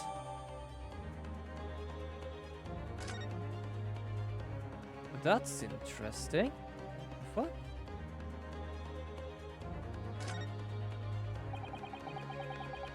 This isn't related to anything, but my hair is so long now I accidentally sat on it. That's long hair. That's actually long hair. I don't know if I've seen that long hair before, actually. I actually don't know. The only thing I know is I used to have so long hair, you probably have seen it, that when I fell asleep, it always like gets stuck here, which is annoying. I'm glad I actually got that haircut. Jesus, also speaking of haircut, I think I'm gonna have another one soon. It's getting rather far down, to be honest. Yes, the point is called pins, and they pluck the teeth of the comb to make noise. And just on the edge, there's a small amount of blood. Yes, the blood of the mysterious Mr. Egbert Benedict. Miss Lestrade tried to grab the disc from him. The pin scratched his finger, it seems. Like when you're grating some diapon radish and accidentally catch your finger. Oh, please don't say that. I have actually cut myself when I've done shit like that. Eesh. Fucking hell.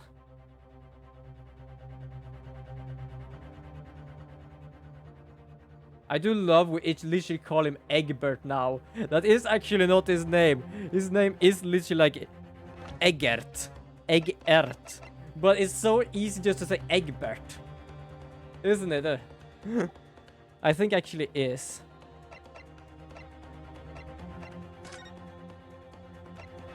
Move! Yeah, Egbert is better, isn't it? Wait, is this...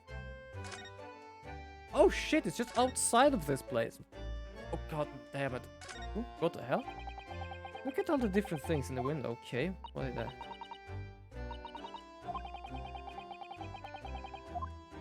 I do love we just managed to go out there without any problems at all. Okay, so it's actually just outside the window. Huh. I'm just gonna skip this because it was my mistake. I thought I needed to go here, but it's just told me that this was a new place. Okay, let's go back here. Oh, hold on. Yo, Sholmes, help. What are you having in your hand, by the way? Mr. Sholmes? What are you examining with such a keen interest there? Are you enjoying a bar of caramel, I see? As you enjoy a bar of caramel. Oh, it's a bar of caramel! I was wondering what that was. Oh god. What's wrong with you? So, you found me at last, Miss Naruto. Sorry. After that young pickpocket sent me on my way, I was forced to lurk in the shadows. Cruelly abstraced as the rest of you partook in jovial atmosphere of fellowship. I had nothing to occupy my mind, but was too ashamed to let society see what my downfall had come to me. Jesus Christ, this guy is so dramatic sometimes. So finding mock interest, I pretend to examine the tedious trinkets in this desolate place. Whilst as you surely observe, knowing on only friend I have left is 7% solution of caramel. Pray do you claim to understand the depths of my despair, Miss Naruto? But how could you? I was so lonely, so desperately lonely. Then why on earth didn't you just rejoin the conversation? You haven't gone from bad to worse here, you know. Yes, I have heard much of your conversation. Or rather, in my craving for human contact, my ears devoured every word that was uttered. Okay, what the hell was with that sentence? I craved human contact, like what the hell? You really were sad, weren't you? This is more or less the same thing with the violin before, to be honest. Poor Mr. Sholmes, I feel simply awful for you. Also, speaking of, how long have you been playing? Oh, 2 hours, okay. It would seem that my interests are correct. Interests are correct. Oh, surely you're not about to tell us that you've solved the entire case once again. My dear madam, sometimes I wonder, or my genius for deduction to be commoditized. Jesus. How much could I pawn it for? It seems Mr. Sholmes has had another of his flashes of inspiration. But who knows, it will help to resolve the situation between Miss Lestrade and the mysterious gentleman. What's the right thing to do here? Listen to the deduction! Bloody hell, what else can we do? Listen to the deduction of Egbert and Gina. What is actually his first name? Now I'm very curious, because her name is Gina Lestrade.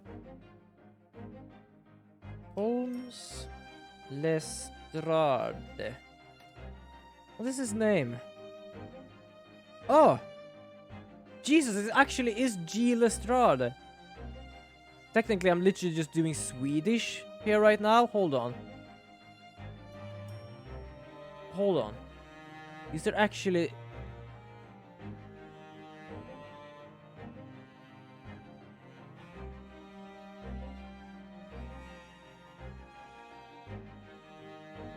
Holy crap! I didn't actually realize it, but the real person's name is just Commissioner... What is it? I don't know. Policeman G. Lestrade. And her name is literally Gina Lestrade. What the hell? I don't know why I didn't actually check stuff like that before. Where the blazes have you been, eh? Pardon? When a lady's in trouble, a true gent's supposed to be there to help her straight away, not an hour later. But Jesus, she got him. And who, pray tell, are you? Mr. Egbert Benedict. I have to say Egbert, to be honest. You have in your eyes a veritably encyclopedic array of curiosities about your person. Nevertheless, there are two immovable conclusions I have drawn. I beg your pardon. The first is this. The true reason for your visit to this pawnbroker today is something you have not yet revealed. And the second is this. A considerable crime is in completion, one you will orchestrate with the intent of stealing a vast sum of money. Well, Mr. Benedict, what say you to my deductions? How? You turn as white as a hard-boiled egg. Egg.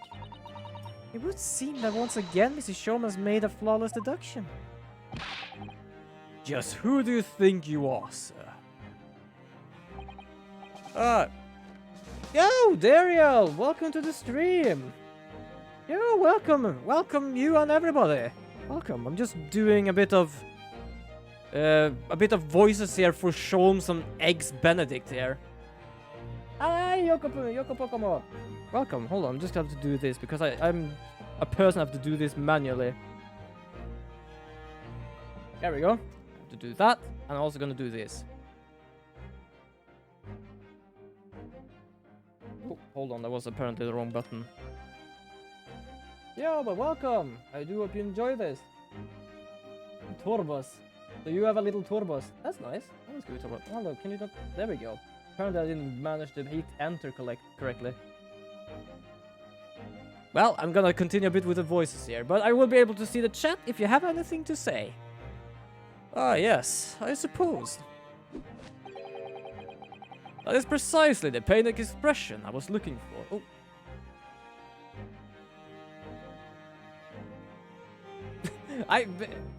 Why not? You're a good streamer. Why should I not do that? Well, he's the raider, but you're here as well. Yeah, no problem at all. Do whatever is needed to do. I just felt for doing that, that's all. That's why I did it a shout.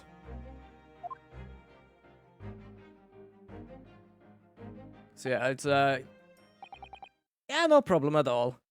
So, shall we begin? The time has come for yet another show. Sherlock Holmes' logic and reasoning spectacular.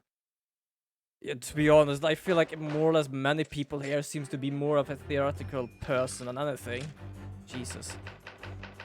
Mystery Man's aim.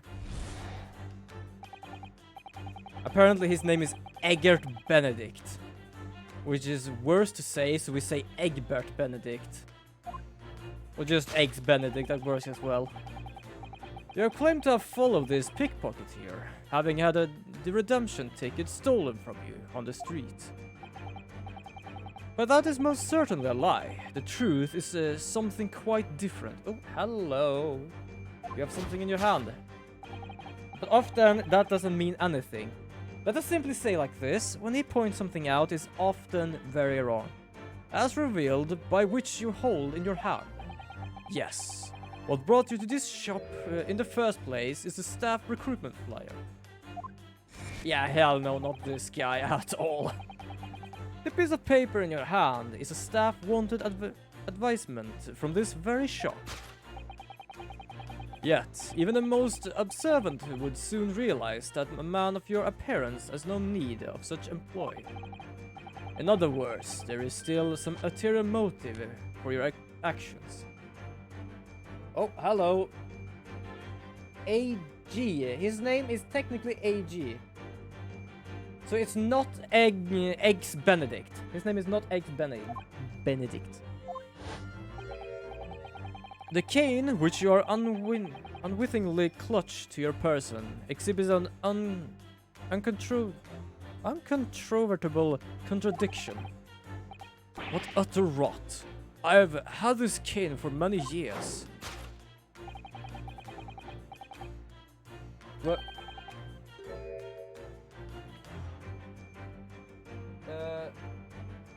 Sure, what bot are you talking about? Hold on, what are you talking about? What bot?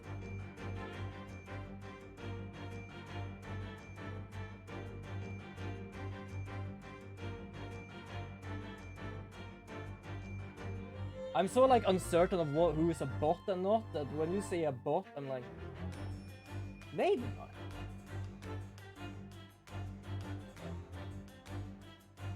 Okay.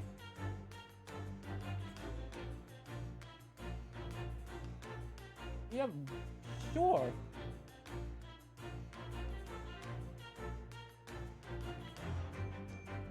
I'm guessing you hold on, then I'm gonna have to fix this. I think this is what I have to do. I don't have a mod here at all. So I do thank you for the help.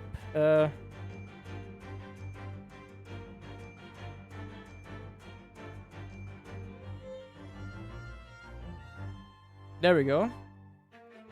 Ah, that's odd. I've never seen that one before. How did you manage to see that? There we go. What the? Because I can see many users here, but like, I've never seen that ladybug before there. Yo, Fruit Salad Puncher, welcome. I'm just getting some help here with Yeah, go bot sniping. Do I thank you a lot for that actually. Yeah, that's odd. Often I like get most information about bots from like Twitter and stuff. But I didn't even notice I had that one there. That's so strange. Yeah, who knows? Like sometimes like Twitch is just being weird sometimes. I learned directly from a pro bot. Ah. Ah, okay. Yeah, I am not great at that at all. Most of the time whenever I learn stuff like this, it's from community or Twitter or something. Oh, hold on. My nose is itching. The contradiction of which I speak is, of course, the missing ferrule. The end of any walking cane would be terminated with a metal ferrule to protect the wooden tip. Oh. And yet detailed analysis show the wooden tip of this stick to be utterly bare. I don't think you needed those glasses for that, to be honest. Oh, holy crap. Oh god. What the hell? Okay, that one, another viewer, I can actually understand, but I've never really had any more or less active thing from that one. So I never took that into mind, to be honest. Holy crap! Yeah, I feel like just have a sort of like bottling around here for a while now. What in the hell?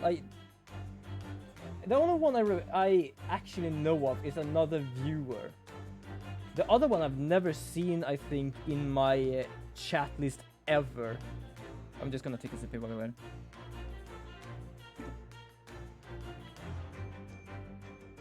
Therefore, there is only one conclusion.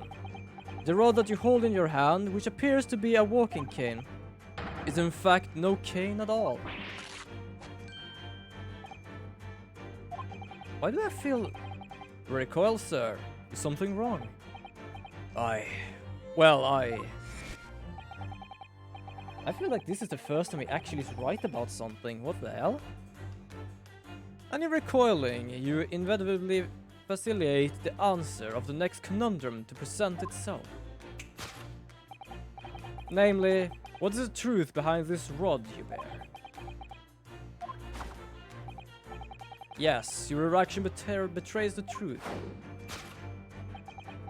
The handle of which you eventually would like to conceal is the key of understanding this riddle, you see. From the moment I saw it, my suspicions were aroused. What walking cane demands of such a stout handle? Mused I. That's such a weird name. Holy crap. I feel just like a little kid just checking for like, it's called leases? Hold on, like, I'm trying to figure out what the name is. We call them Lus. I just like managed to find a load of them right now. Jesus. No, that rod. Oh my god. There's a broken handle of a shovel. What? Are you insane? And now, having determined this unavoidable truth, the conclusion is clear. The true motive for coming here. To get a new shovel. Is he seriously gonna get a new shovel? Was it take employment as the establishment in order to excavate the ground beneath the premises? Huh?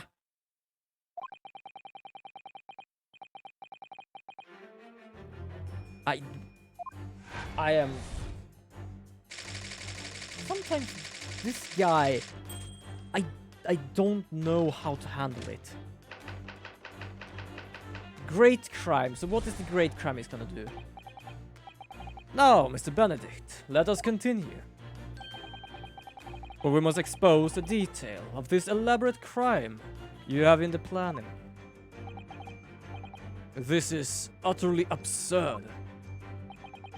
You suggest that I, a gentleman, intend to excavate the ground beneath this pawnbrokery with a broken shovel. What on earth do you propose I could expect to find there? Oh, good God. Yeah, these two do a lot of that, by the way.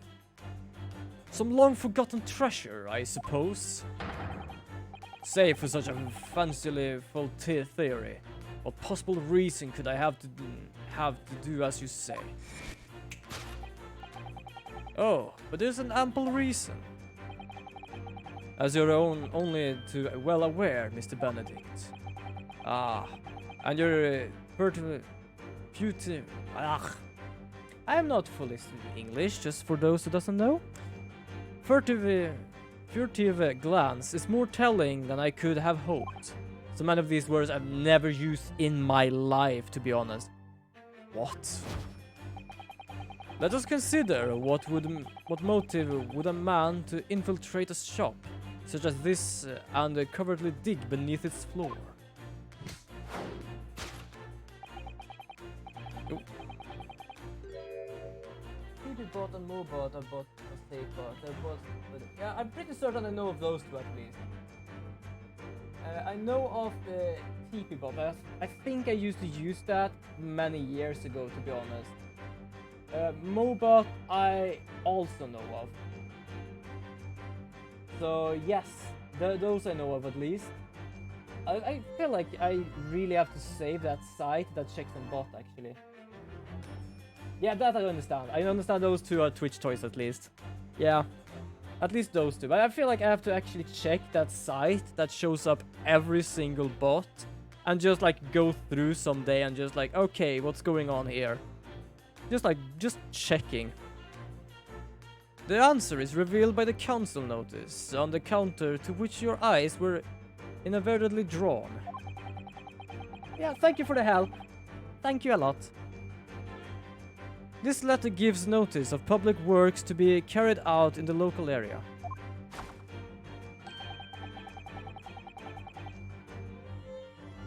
Oh, that's nice.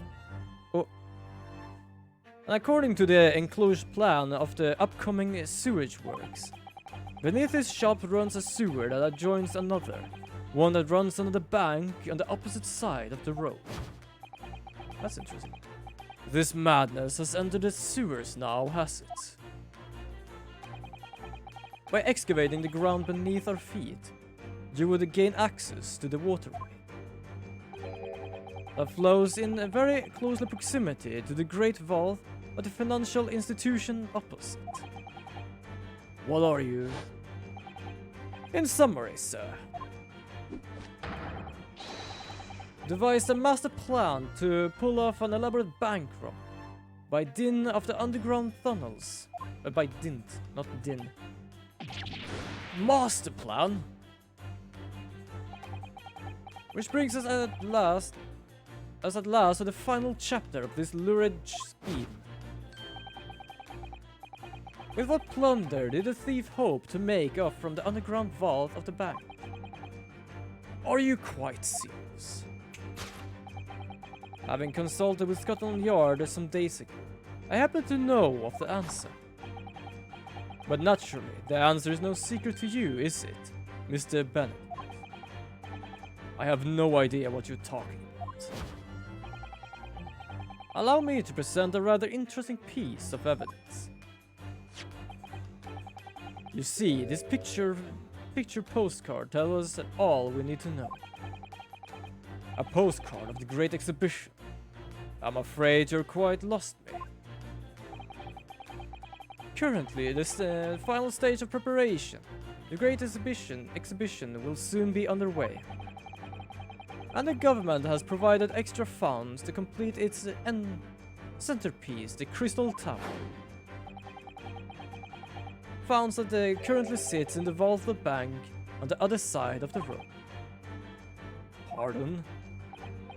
Yes, the considerable crime you have been contemplating. It's a theft that which sits on the vault of the bank, the special reserve funds for the Great Exhibition. Of course, that is top secret police information. So keep it under your hat, please. But you just blather this out to everyone in the room. This guy sometime is just the worst. Holy crap. Thus conclude Sherlock Holmes' great deduction of this pawnbroken puzzles.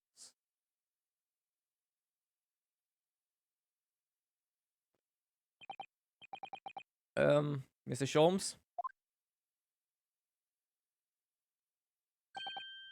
Well, Miss Naruto. An impressive upbeat deduction for a detective racked with loneliness, would you not agree? Was it true that you said about the bank over the road and what it has in its wealth? Indeed, though few know of its existence. It's one of the government's most closed-guard secrets. Why don't you just blab it out to everyone here? Gregson told me, in the strictest confidence. But you just announced it to everyone here, rather loudly in fact. Ah. And if such a big secret, how would Mr. Benedict have come to find out about it? There can be only one explanation for that. Clearly, it's because the man is a criminal. But what if he didn't know anything about the money in the vault? If he is a criminal, as you said, then buying a brand new shovel is sure to be the first thing he does, now that you've revealed the secret. Oh. It's just like, oh shit, I just realized my mistake here. Or if he doesn't, maybe Mr. Windbag will. Already plenty of shovels here after all. All my life, I sure am not so unscrupulous. Well, hopefully this has taught you a valuable lesson. Sensitive information must be handled with the utmost care. Yeah, and you handed it like a box full of glass, and you just shook it hardly to check what it is inside of it. One can never be sure that someone privy to secrets won't disclose them. And once the word is out, it's out. Perhaps I'll think twice before confining you next time, Mr. Holmes. An excellent idea, Miss Naruto. An excellent idea. This guy. Oh my god. Well then, Mr. Naruto, you know what to do, I'm sure. Yes, let's listen to that great deduction again and see if we can massage it into shape. Always good with a massage. Very well then, let us start once more from the beginning. Of Sherlock Holmes' magnificent logical reasoning spectacular. Why have I forgotten his name again? Moriarty, that was the name. I was just figuring out if the Kane had the same name, but it has a G and an A, so no. Okay, so first of all, what is it gonna check? You claim to have followed this pickpocket here, having a redemption ticket stolen in the street. But that is most certainly a lie. The truth is something quite different. As revealed by the which you hold in your hand. So yeah, whenever it's like a recap or something, I often don't do the voices again. So, Mr. Holmes' reasoning, Mr. Benedict came here in order to apply for a job so he could dig down through the floor. I was going to say dig down through the roof. That doesn't really make much sense. Yes, in an attempt to tunnel into the sewers to gain access to the money in the vault of the bank across the road. But he wouldn't get very far with a broken shovel, wouldn't he? No, I think it's fair to say his motive lies elsewhere. The question is where? What brings Mr. Benedict here at this particular point in time? Okay, let's check then. Okay, so... Oh, there is something. Yo! That's a crude picture of Gina Lestrade. What in the world? Like, the hat is like twice the size bigger than it's supposed to be. Look at all the scribbled notes on the back of the flyer here. I don't believe it. What is it? Listen to what it says. Name Gina Lestrade. Height 5'2". Green cap, scruffy waistcoat, grubby white shirt, blue satchel, ragged. Is a detailed description of Miss Lestrade. Goodness. There's even a sketch of her, hat and all. Although, if he showed it to her, she'd fire that smoke grenade launcher in his face for sure. Yeah, that's an amazing doodle, to be honest. It looks so weird. She still has that. Wasn't she supposed to return that thing? She literally has a smoke grenade launcher, that girl. And a girl smaller than her has a rocket launcher, apparently. Look, the details of this shop have been written down here too. Windy Banks Pawnbrokery, Baker Street. Redemption deadline 5th of April. Which is today's date. Why would Mr. Benedict have all that information scrawled on the back of that piece of paper? Okay, so we're gonna now present that. The worst part is I actually forget I have to present it. I just press A. And I start just telling everything about the thing. Yes, what brought you here to this shop in the first place is the info about Miss Lestrade. Quite so, my dear fella. It will appear that the writing and sketch on the reverse of the flyer pertain to pickpocket Miss Lestrade and to Mr. Winterbank's pawnbroker here. And for those who doesn't know, there is actually a cop in Sherlock Holmes that's literally just called G. Lestrade. So apparently they reversed everything. Instead of a cop, she's a pickpocket. Instead of a he, he's a she. But that was gonna be, I'm gonna be honest, was a good one. You originally told us, yeah, there she is, that you had merely given chase after Miss Lestrade, stole redemption ticket.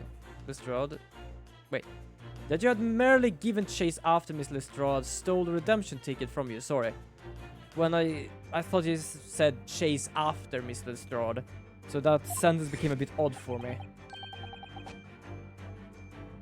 But that, sir, is a tiny veiled lie. It's the information on the back of the flyer that led you here today. By which I mean, here to Winback's pawnbrokery, and today the redemption deadline of that overcoat. So you waited outside for the young girl matching the description you have written down to arrive. And you have gone to some length to hide the reasoning for your pursuit of Miss Lestrade. In other words, there is some ulterior motive, yeah.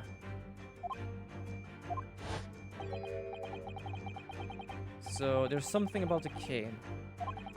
And technically cane, this literally says his name is Eggert Benedict. And I'm pretty certain that either the name are reversed and wrong, to be honest. The contradiction which I speak, yeah, wrong place. Wrong place whatsoever. It's not that.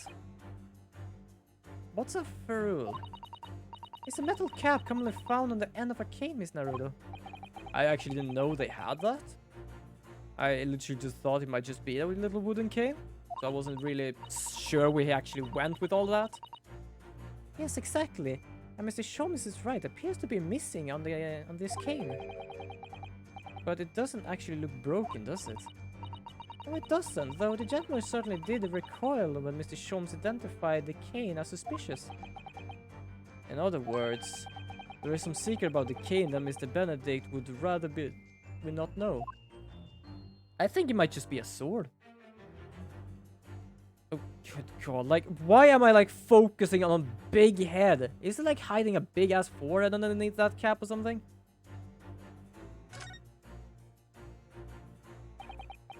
Look here, Mrs. Sato. There's some letters on the handle. Ah, yes. Those must be initials, I think. In the West, it's customary for people to engrave their belongings with the first letters of the names. So, Sherlock Holmes would be HS. That's right. And the initial in this case, obviously... Oh. AG. Why does it feel that something is not quite right? crocodile. Whoa! Fucking hell. I didn't actually see the crocodile. I was like looking at the cane. I just saw a goddamn crocodile over his shoulder. Like, what the fuck? Oh, sorry. That literally just caught me off guard. Oh my god. I didn't actually see that guy there. I'm not joking. Like I this is not even pretending. I got so caught off guard by seeing the guy there. Oh my god. Okay, yeah. This is the problem. The initials. Oh my god.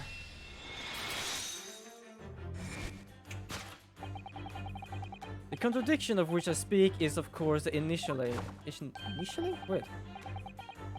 Of most astute observation. Wouldn't you say, Mr. Eggert Benedict?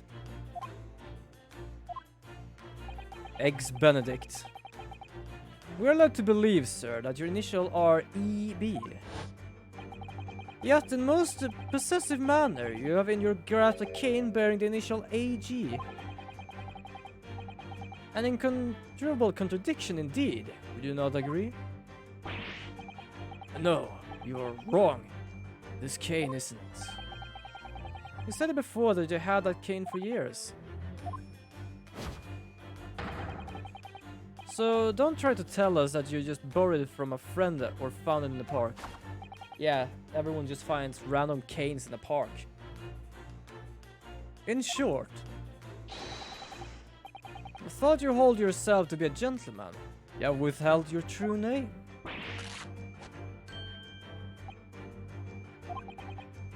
You recoil, sir? Is something wrong? Yeah, so this is just friggin' repeat. And in your recoiling, you inevitably face the light the answer of the next conundrum will present itself. Namely, what is the truth behind this rod you bear? Yes, your reaction betrays the truth. Yeah, it's just talking about that. The handle on which you eventually like to conceal is the key to understanding this riddle. Let's consider the bare bones of what happened here. Miss Lestrade redeemed that fine-looking overcoat. A now mysterious man has appeared, introducing himself with a fake name and claiming that the overcoat belongs to him. But we know now that he actually identified Mr. Lestrade from a written description, which is suggested that everything else he told is untrue. Also, just check what time it is. What? Oh. I was mistaken by the number first. It somehow proved that the overcoat cannot possibly belong to him. Okay, is this gentleman really the owner of the overcoat? I don't know. Why? Oh wait, hold on. Can I do this? No, I cannot do this. God damn it! Why am I focusing so much on the goddamn face of his? Oh right, I forgot I actually had that in cameras there. Also, I'm gonna find the crocodile again. Oh, there it is. There is like only the cane apparently I can check here. Okay, let's check that again. Let's check the handle. It's a rather strange handle for sure. Yes, it's certainly unusual for a gentleman's cane. You expect to see such a cane being twirled charmingly by its owner as it skips merrily down the street. You do? Something has just occurred to me. We have a shovel back in our office, don't we? Yes, you're right, and its handle is exactly the same shape as this cane. Here we go. Now I'm starting to wonder if this is not actually a cane at all, but a spade. Mr. Sean's deductions are curiously compelling, aren't they? I think I did the right word there. Okay, so it's not that, but it has to be something else, right? Oh, stylish hat.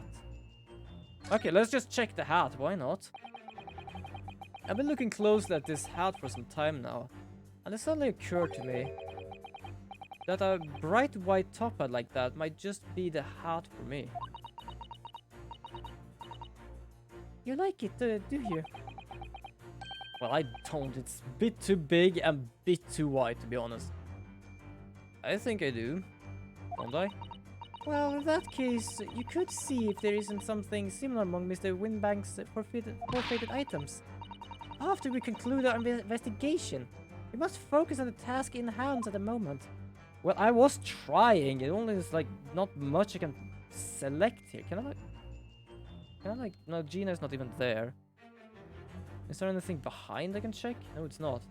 Not even the gun. What exactly am I trying to find here? The handle... Yeah, that's the handle. Okay. A handle which you eventually would like to conceal is the key for understanding this riddle. Oh, no! I just saw it. It was broken here, apparently. Hello? Oh, the seam of the shoulder there is coming apart. Look. So it is. Yeah, no problem, Turtle Girl. I'll see you hopefully in the next stream. Yeah, see ya. Have a good evening. Good evening to you. You know, a moment ago when Mr. Benedict was surprised by something that was said, I thought I heard him make a rather strange noise. It sounded like a bit of like a tiny growl. Oh, because we literally have a piece of evidence that is a disc, a music disc apparently, that he really wants. But we managed to check it because Gina gave it to us, and it actually says to McGilded, which is a person that we have met before in this game. But McGilded is like a person in very small stature, and this guy is very large, so that's probably why this doesn't even belong to him. Ha! The sleeves here are stretched so personally, and he wouldn't have hope of fastening it at the front. If he were to run around in it, I'm sure the whole thing would fall apart. That I'd like to see. Sorry? What? Misasuto, excuse me? What exactly is it you want to see? Okay. So, how can we make Mr. Benedict run around? He's really giving it some thought. Yeah, apparently. Yes, that's what he's actually concealing. Yep, there we go. Probably because this is not his, because if it was his, it would fit him. The split seam which you evidently would like to conceal is the key to understanding this riddle, you see. Yes, because the overcoat is rather obviously a poor fit. Having forced it over your broad shoulders, the seam is already breaking apart. My suspicions were aroused from the outset. When you so badly lied about your name and so boldly waylaid this picture. Oh, sorry. Oh, goodness sake.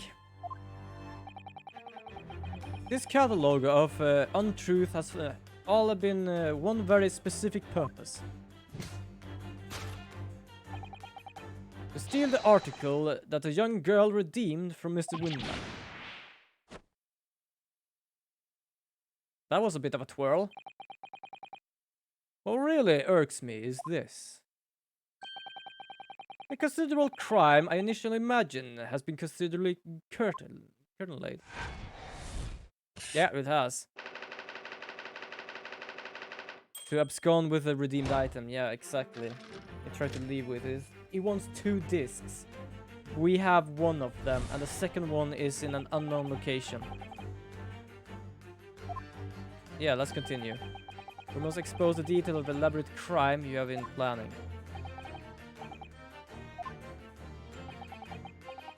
Yeah, we are suggesting that. Oh, there actually is a new one here. Have you forgotten that I redeemed the article in the proper manner using the watchword? I have not been the one to deposit it in the... Had I not been the one to deposit it in the first place? How could I possibly have known the relevant details? Nessipass? Eh? I don't know. Don't know what that is. Oh, but the watchword can't be discovered. As you're only too well aware, Mr. Benedict. Ah, and your furtive glance is more telling than I could have hoped. What? Let us consider how one might come to learn a secret watchword relating to the pawn property of another. The method is revealed by the council notice on the counter. Okay. The direction of the deduction must change rather dramatically now, I think. Yes, one more talk of tunneling into the sewers. Yeah, no more talk. No more talk about that. Which is a pity, because it's all sounded rather exciting. What is it with these two today? Anyway, you cannot deny that that mysterious gentleman did know the watchword. Yes, Professor. If you don't know that word, Miss Windybank would never allow you to redeem the article. Or looking at another way, if you didn't know that word, Mr. Windybank would allow you to redeem the article, whether it was yours or not. The question is, could this gentleman have found the watchword out somehow? That's what we're looking for. Hold on, I'm trying to... Okay, there is not much I can do here. Okay, what is that? Okay, that's nothing. Notelet. I'm gonna check the notelet. Look at this, Mr. Suto. It appears to be a memo that Mr. Windbag has scribbled to himself. Let's see, what does it say? Oh, Professor. It's literally just a password. The password just straight out there for everyone to see. Mr. Windbag must have made a note of it, of the watchword his customer give him right before their eyes. And in an alarmingly clear script as well. Oh my. Oh dear, I don't know where to look. Who knows what other secrets I might see? Well, that's at least a thing then. Take that! That's the thing he's looking for.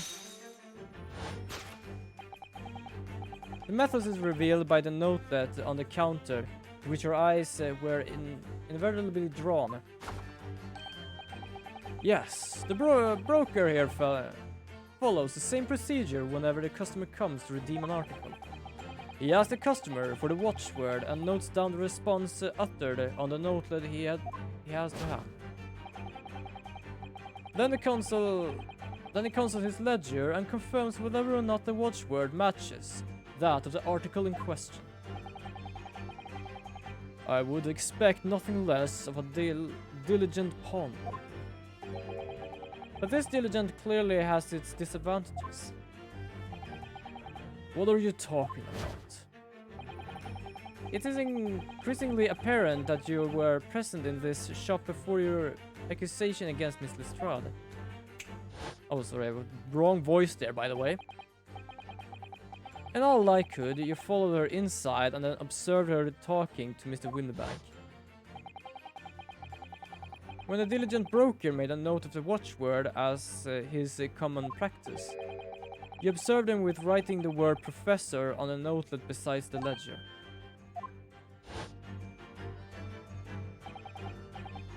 And that, sir, was the master plan you deceived to steal the pawned article from the young Miss Lestrade. Sorry, there was just something on the right there, just catch my eye a bit. This brings us at last to the final chapter of this lurid scheme. Why would you go to such lengths to redeem that particular article from a pawnbroker? Are you quite serious? For an ill-fitting overcoat hardly seems to justify the effort, much less the worthless music box disc. But naturally, you had a very good reason to make them yours, didn't you, Mr. Benedict? I have no idea what you're talking about. Allow me to present a rather interesting piece of evidence. Nah, that's not it.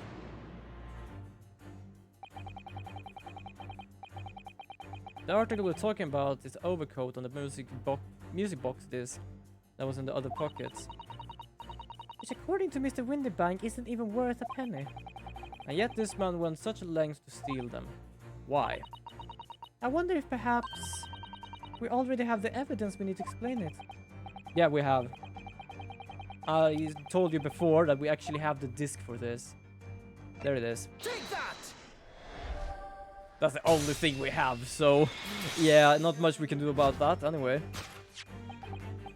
You see, this music box disc tells us that all we need to know. What's that on the back?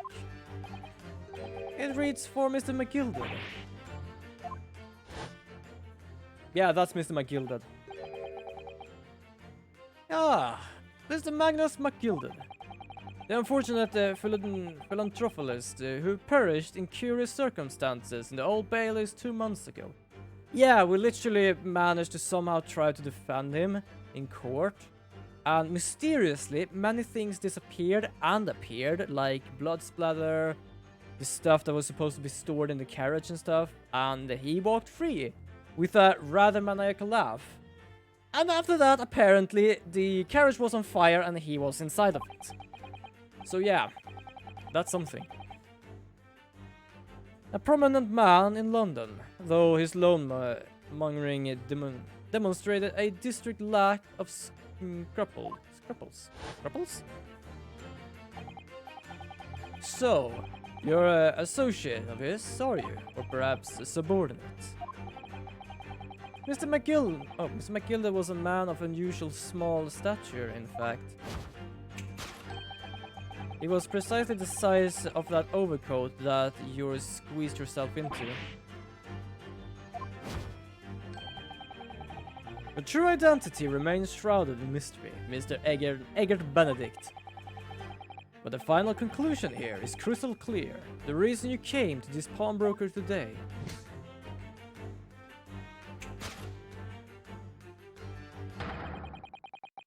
Was to retrieve an article left behind by the late Magnus McGilded.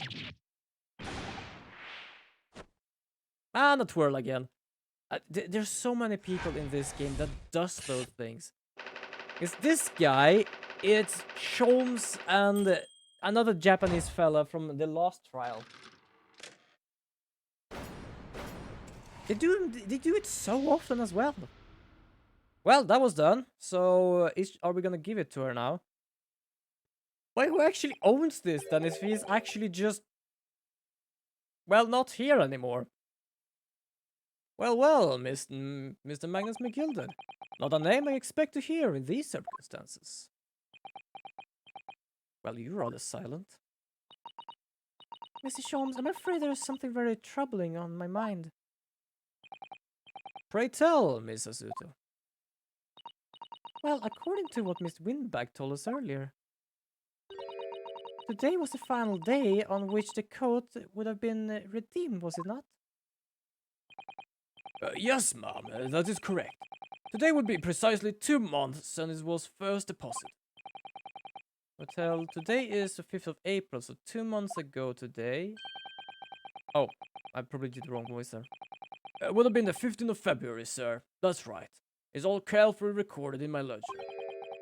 Deposited at 10:30 p.m. I see. Well, but that suggests... Yes, 15th February is precisely the day on which the omnibus murder took place. And 10:30 in the evening is precisely the time at which the terrible event were unfolding. Suggestive is not the word. It would seem the matter is entirely beyond coincidence.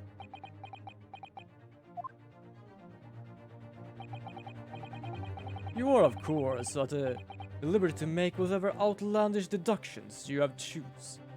However... Oh!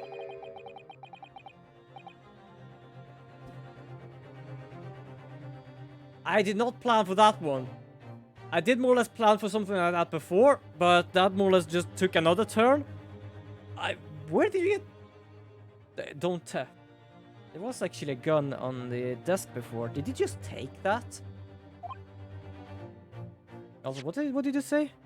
I must insist you to hand over. Of course he wants that thing.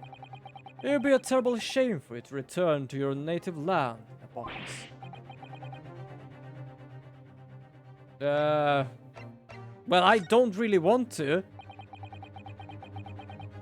There are some things a man must protect at all costs. This may be well one of those things. And again, it may not. Oh, I kinda had actually his voice before. Mr. Windbag. Oh, that's his gun. Also, he didn't use it to threaten us. He more or less used it to threaten himself, apparently. This is my shop. I cannot allow any harm to come to my customers. If that were to happen... You are aiming in the wrong direction, dude. I hope we don't really need to see too much of this guy, because he does that a lot. And that is not a good idea. I should have to take my own life. Is the wind back? No. Yes. Wait, who says that? Oh, great timing. Inspector Gregson, hello. How are you gonna try to avoid this now? We thought of that thing literally pointing towards my forehead. That's right, Sunshine. The alarm was raised in one of our dedicated emergency lines. So we got here as fast as we could. Now, what's all this about, eh? Oh, praise be. You're here at last. I was moments away from forfeiting my own life in my very own establishment. Yeah, we'd noticed that many times. Still standing with a goddamn gun in hand. It would seem you have the upper hand. Well, upper hand and upper hand, I would say you lost. Oh, he still has his fish and chips. Oh my god, I really have to make some of my own fish and chips someday. Seriously. Alright, you have a lot to explain and to do. I don't appreciate being bothered with some pretty argy-bargy. Argy-bargy? He had a gun towards my forehead. Mr. Windybag very nearly met with his end. So did we, I felt like. Yeah, by his own gun, as far as I can tell. Oh dear. And the whole of Britain could meet with its end if I don't get to the bottom of this case I'm supposed to be working. What? What else is the case, Inspector? Spare no details, Gregson. I'm just gonna check something. I'm gonna see if I can actually say his name. Because I'm very, like, curious. His name is actually Gregson. Does he actually say what name? No, his name is Tobias Gregson. So it's Mr. Gregson. I was just curious with the whole, like, G. Lestrade thing. I think I've actually checked that before. Just forgotten about it. Anyway, sir, you're gonna have to come with me down to the station. But of course, Inspector. Did he just twirl out on the way? He literally just twirled out of the way. He just bailed as a ballerina. What in the God's name just happened there? There's been a spate of theft at pawn shops around here recently. So we've fitted emergency buttons underneath the counters for brokers to let us know when there is trouble. Just gonna take a bit. Just checking. Oh, Inspector, very worried they were there for a while. Very worried indeed. Now then, is there permanently in mourning? What? Ashbourne, welcome Ashbourne Phoenix. Fucking hell. Yeah, absolutely a ballerina. Jesus. The text is so small for us. It took me a while to read that, but yeah, that's absolutely a thing. That has now become a thing. I'll be taking whatever it is of McGilded's down to the yard. Thank you very much. So hand it over. That was actually a good one. No, you don't. I give it to him. It's mine. That is mine. I'm sorry, miss. But ain't anything belonging to me McGilded has been taken in as evidence now. As evidence? Yeah, because no one really know what happened to him other than the burning carriage. If the policeman demands something as evidence, my dear fellow, we have no choice but to capitulate. It's all yours, Inspector. Yeah, she's a bit pissed.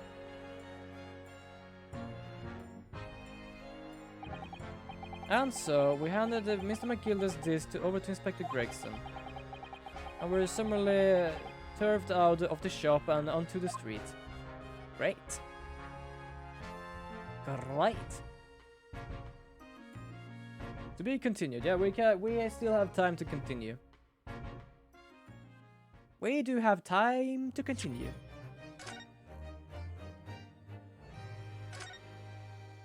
Should I? I'm gonna save this. I'm gonna save on a new one, just because I can. There we go. Also, we'll do something in the background here. Hold on, just like for... There we go. Just for later on. Oh. Well, we're outside now on Baker Street. Great. Wow, she got at least her overcoat. See, that's why I hate grown-ups. All they do is feed you all paggle lies and take stuff away from you. Oh really, Miss Lestrade? Tell me, is that overcoat keeping you warm? What? Yeah, because it's not her overcoat. Wait, they actually didn't give her that.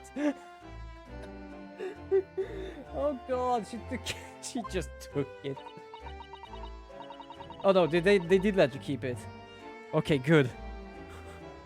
But yeah, technically this belongs to Mr. McGilda, so yeah. Yeah? Did you let me keep it after I looked daggers at him after I looked daggers at him for long for sure? He went through the pockets as he said, go on then, have at it before telling me to scrap her. Always pays off giving people a look like you hate them. It pays you to look at people like you hate them. Okay. Either hate or hate, I don't really know. Also, I'm more or less just making a joke there. Do not take me seriously on that part. I can't help a feeling that it's going to get you into serious trouble one day. I feel like it already has now and then. What I really wanted was that nice shiny disc I mine. The music box disc. But Mr. Winback said it was practically worthless. I think I'm gonna go and have another bash. Give him a long hard stare. I think not, Miss Lestrade. We shan't even we shan't enter Winbacks again today. Why not? That's not fair. It can't be helped, I'm afraid. The police investigating the scene now. I'm taking a statement from Mr. Winbanks. That disc is mine. I had a ticket for this coat and it was in this coat's pocket. And there should have something else and all. That's what that rotten cov said, eh? Jesus, sometimes I'm a bit difficult to actually try and pronounce her words here. Yes, he did mention something about another article, didn't he? Well then, that's mine too, whatever it is. Now she's really pushing her luck. Yeah, absolutely. Miss Lestrade, I think it's time to admit defeat. You have had your haul for the day. Yeah, that's all your fault, Sholmes. So what are your plans now? Will you dine with us in this evening? Iris would be delighted to cook, I'm sure. And I might entertain you with a modest violin recital. That's more or less why we were there. Apparently this guy took wrong item. He didn't take his item. He took a viola instead of his violin. No. Oh? Why would I come around your place, eh? Have you lost your head or something? Oh, she's gone. Oh dear. She's gone. Yeah, I just said that. Having reviled on me quite unnecessarily, I might add. I can't help to wondering if perhaps she might turn up anyway. would not surprise me whatsoever. At all. Interesting. Once she had a chance to calm down, I think there is a good chance she'll decide to come. Very well then. I'll inform Iris to set up place for potential guests at the dinner table this evening. And one more thing. I should be glad of your company later too. Sorry? I believe I will have a rather splendid surprise to show you. What surprise? Oh wow, what is it? You'll have to wait to see, Mrs. Sutu. Until later then. Oh, no scratch. Okay, there's not really much to do here, so I guess we go back either to... Let's still go to the suit. We're just gonna see if there's something here. Is there? Yeah, there is, because it updates. I have played these games a lot, so like I can more or less say when something is gonna happen or is supposed to happen. That is the right. That is the little writer. I thought the big ass machine on the other side was the writer.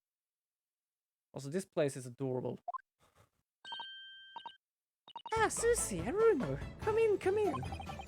Yeah, yes, I do voices for every person here, so good luck, my voice. Good afternoon, Iris. Also, I just love this music with the plopping in the background.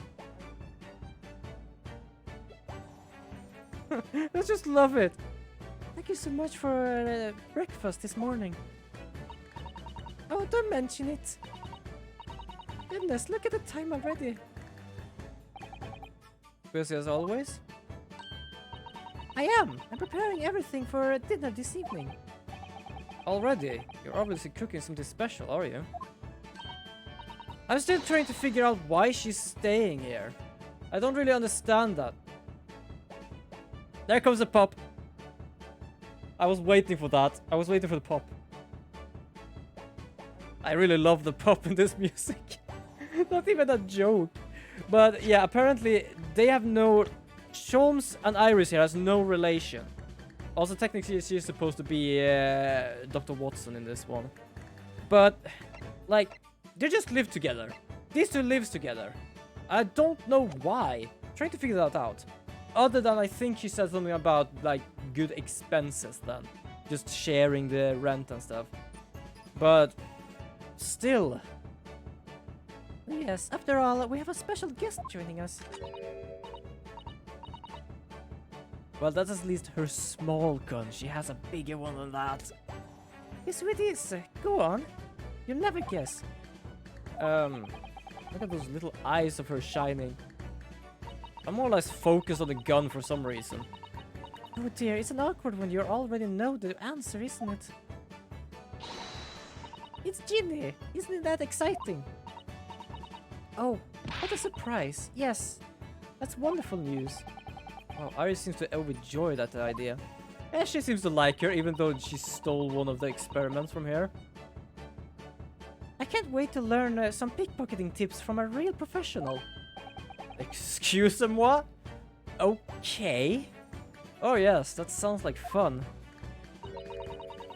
I'm not sure that's entirely appropriate. Are you, Miss Naruto? By the way, Iris, what's Mr. Schultz up to? No idea. There used to be something big on that desk before. It's empty. Must be. Also, what? Who or what is VR? It just says that up on the wall there. It's just shut the wall. It's a poor bugger if there's someone on the other side of that wall, though. Hurley, it's been like that ever since you got back. Hello, Mr. Sholmes? I beg you that you won't speak to me. Sorry? I don't know who you are, but kindly take your leave. As you can see, I am not here. Yeah, not even I got... Excuse me? What just happened? Was he just answering his own phone call or something? I do apologize.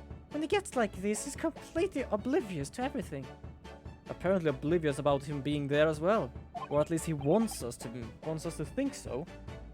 Yes, I see. Really? He behaves just like a child sometimes. Hurley does. Yeah, I feel it's like just you taking care of the place and he's being the child. Mr. Sholmes and Iris have something of a parent and child relationship. Oh. Good one. Oh. Child relationship, don't they? Yes, except that Iris is clearly the parent here. Come to think of it, I wonder where her real parents are. What's the matter, Bruno? You have ever such a funny look on your face. Oh no, it's nothing. I know what it is.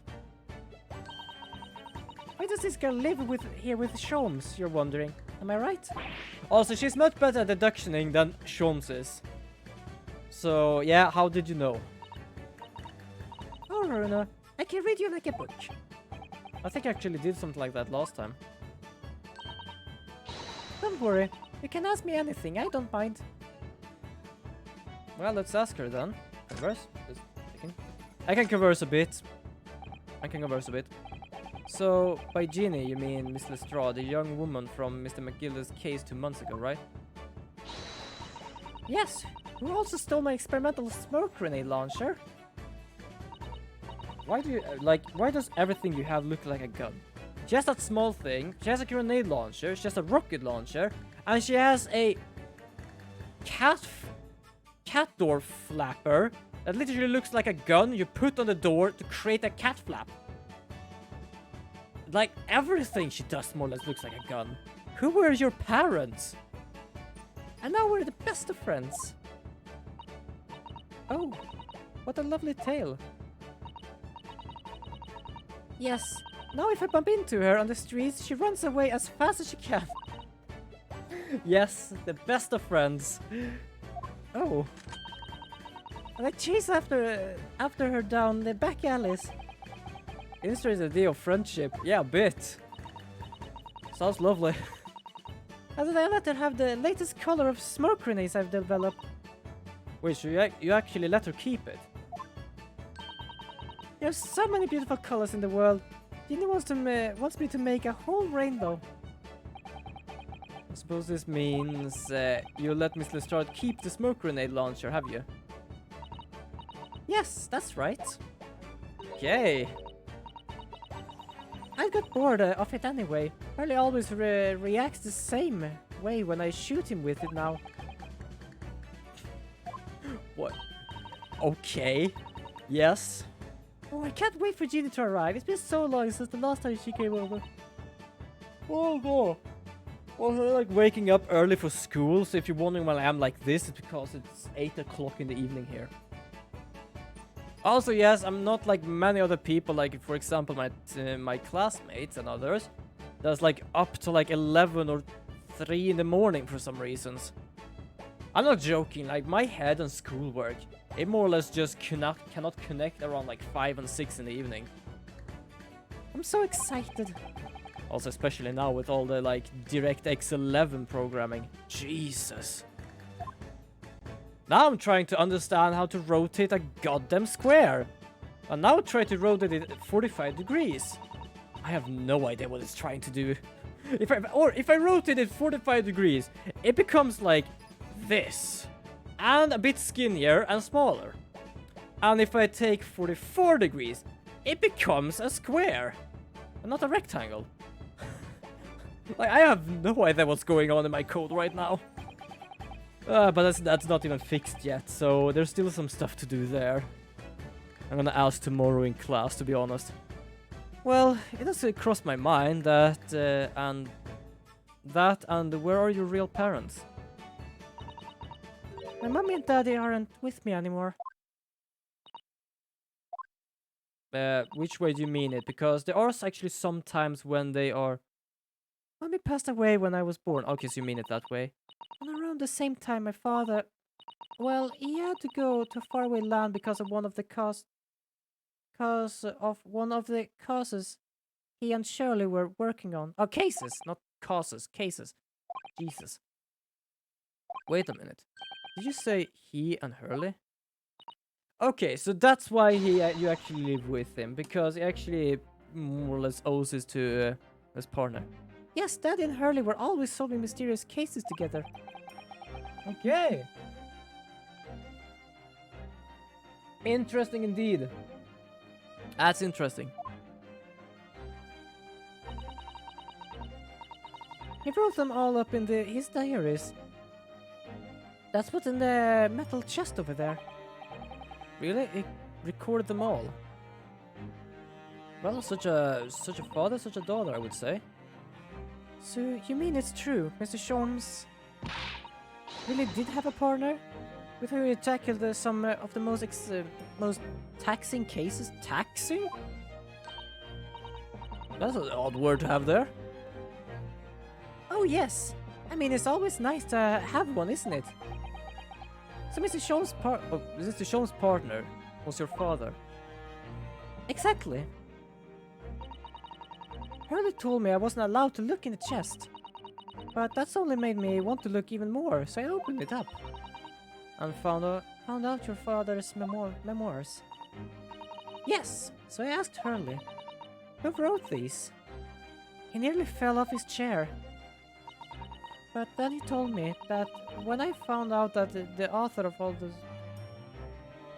That's when I found out all the author of all those accounts was my father.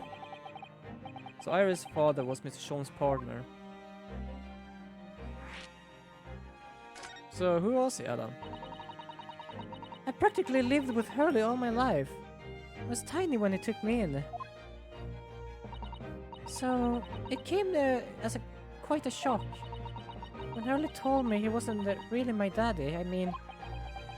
He must have done. Okay, it felt like you always knew that. Okay.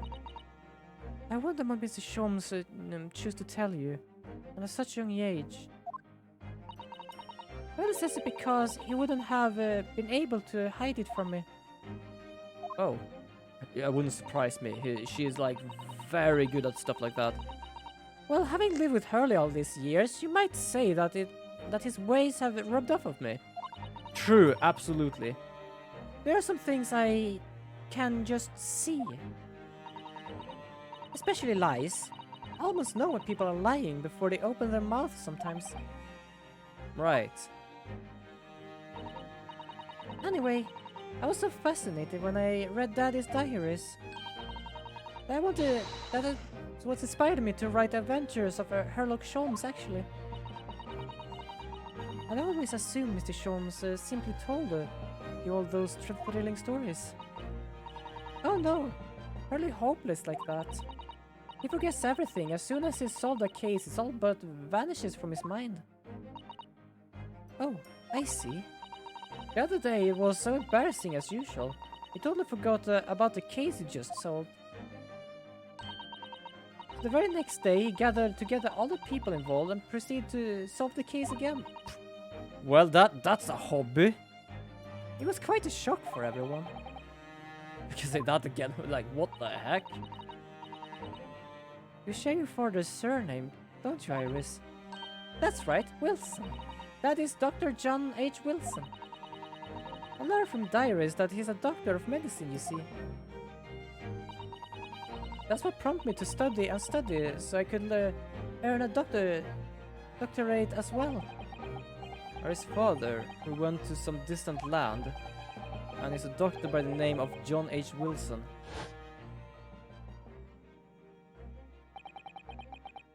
Oh no! Oh, was it this case?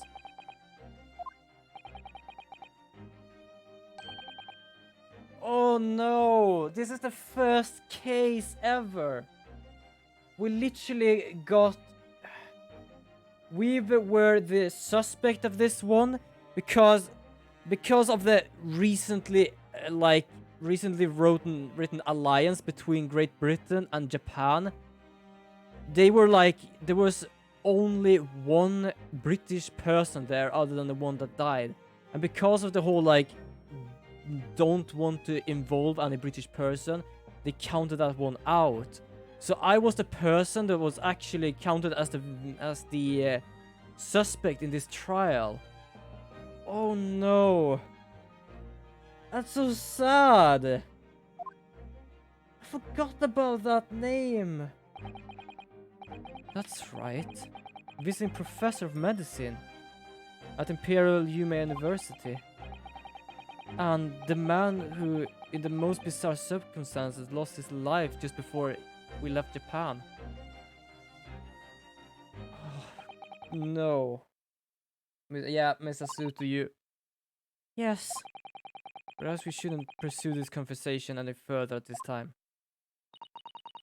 I literally just thought that her father was, like, gone for a long time. But he literally, like... I would say, like, 50 days. I would say that was 4 months ago. That was about 4 months ago. That was half a year ago. I think that would be for the best. That's... Ah, my dear fellows, how good to see you. We have been here all the time. Oh, Mrs. Sholmes. Wherever did you not make your presence known to me before? Ha. Well, no matter now. So, how the devil are you?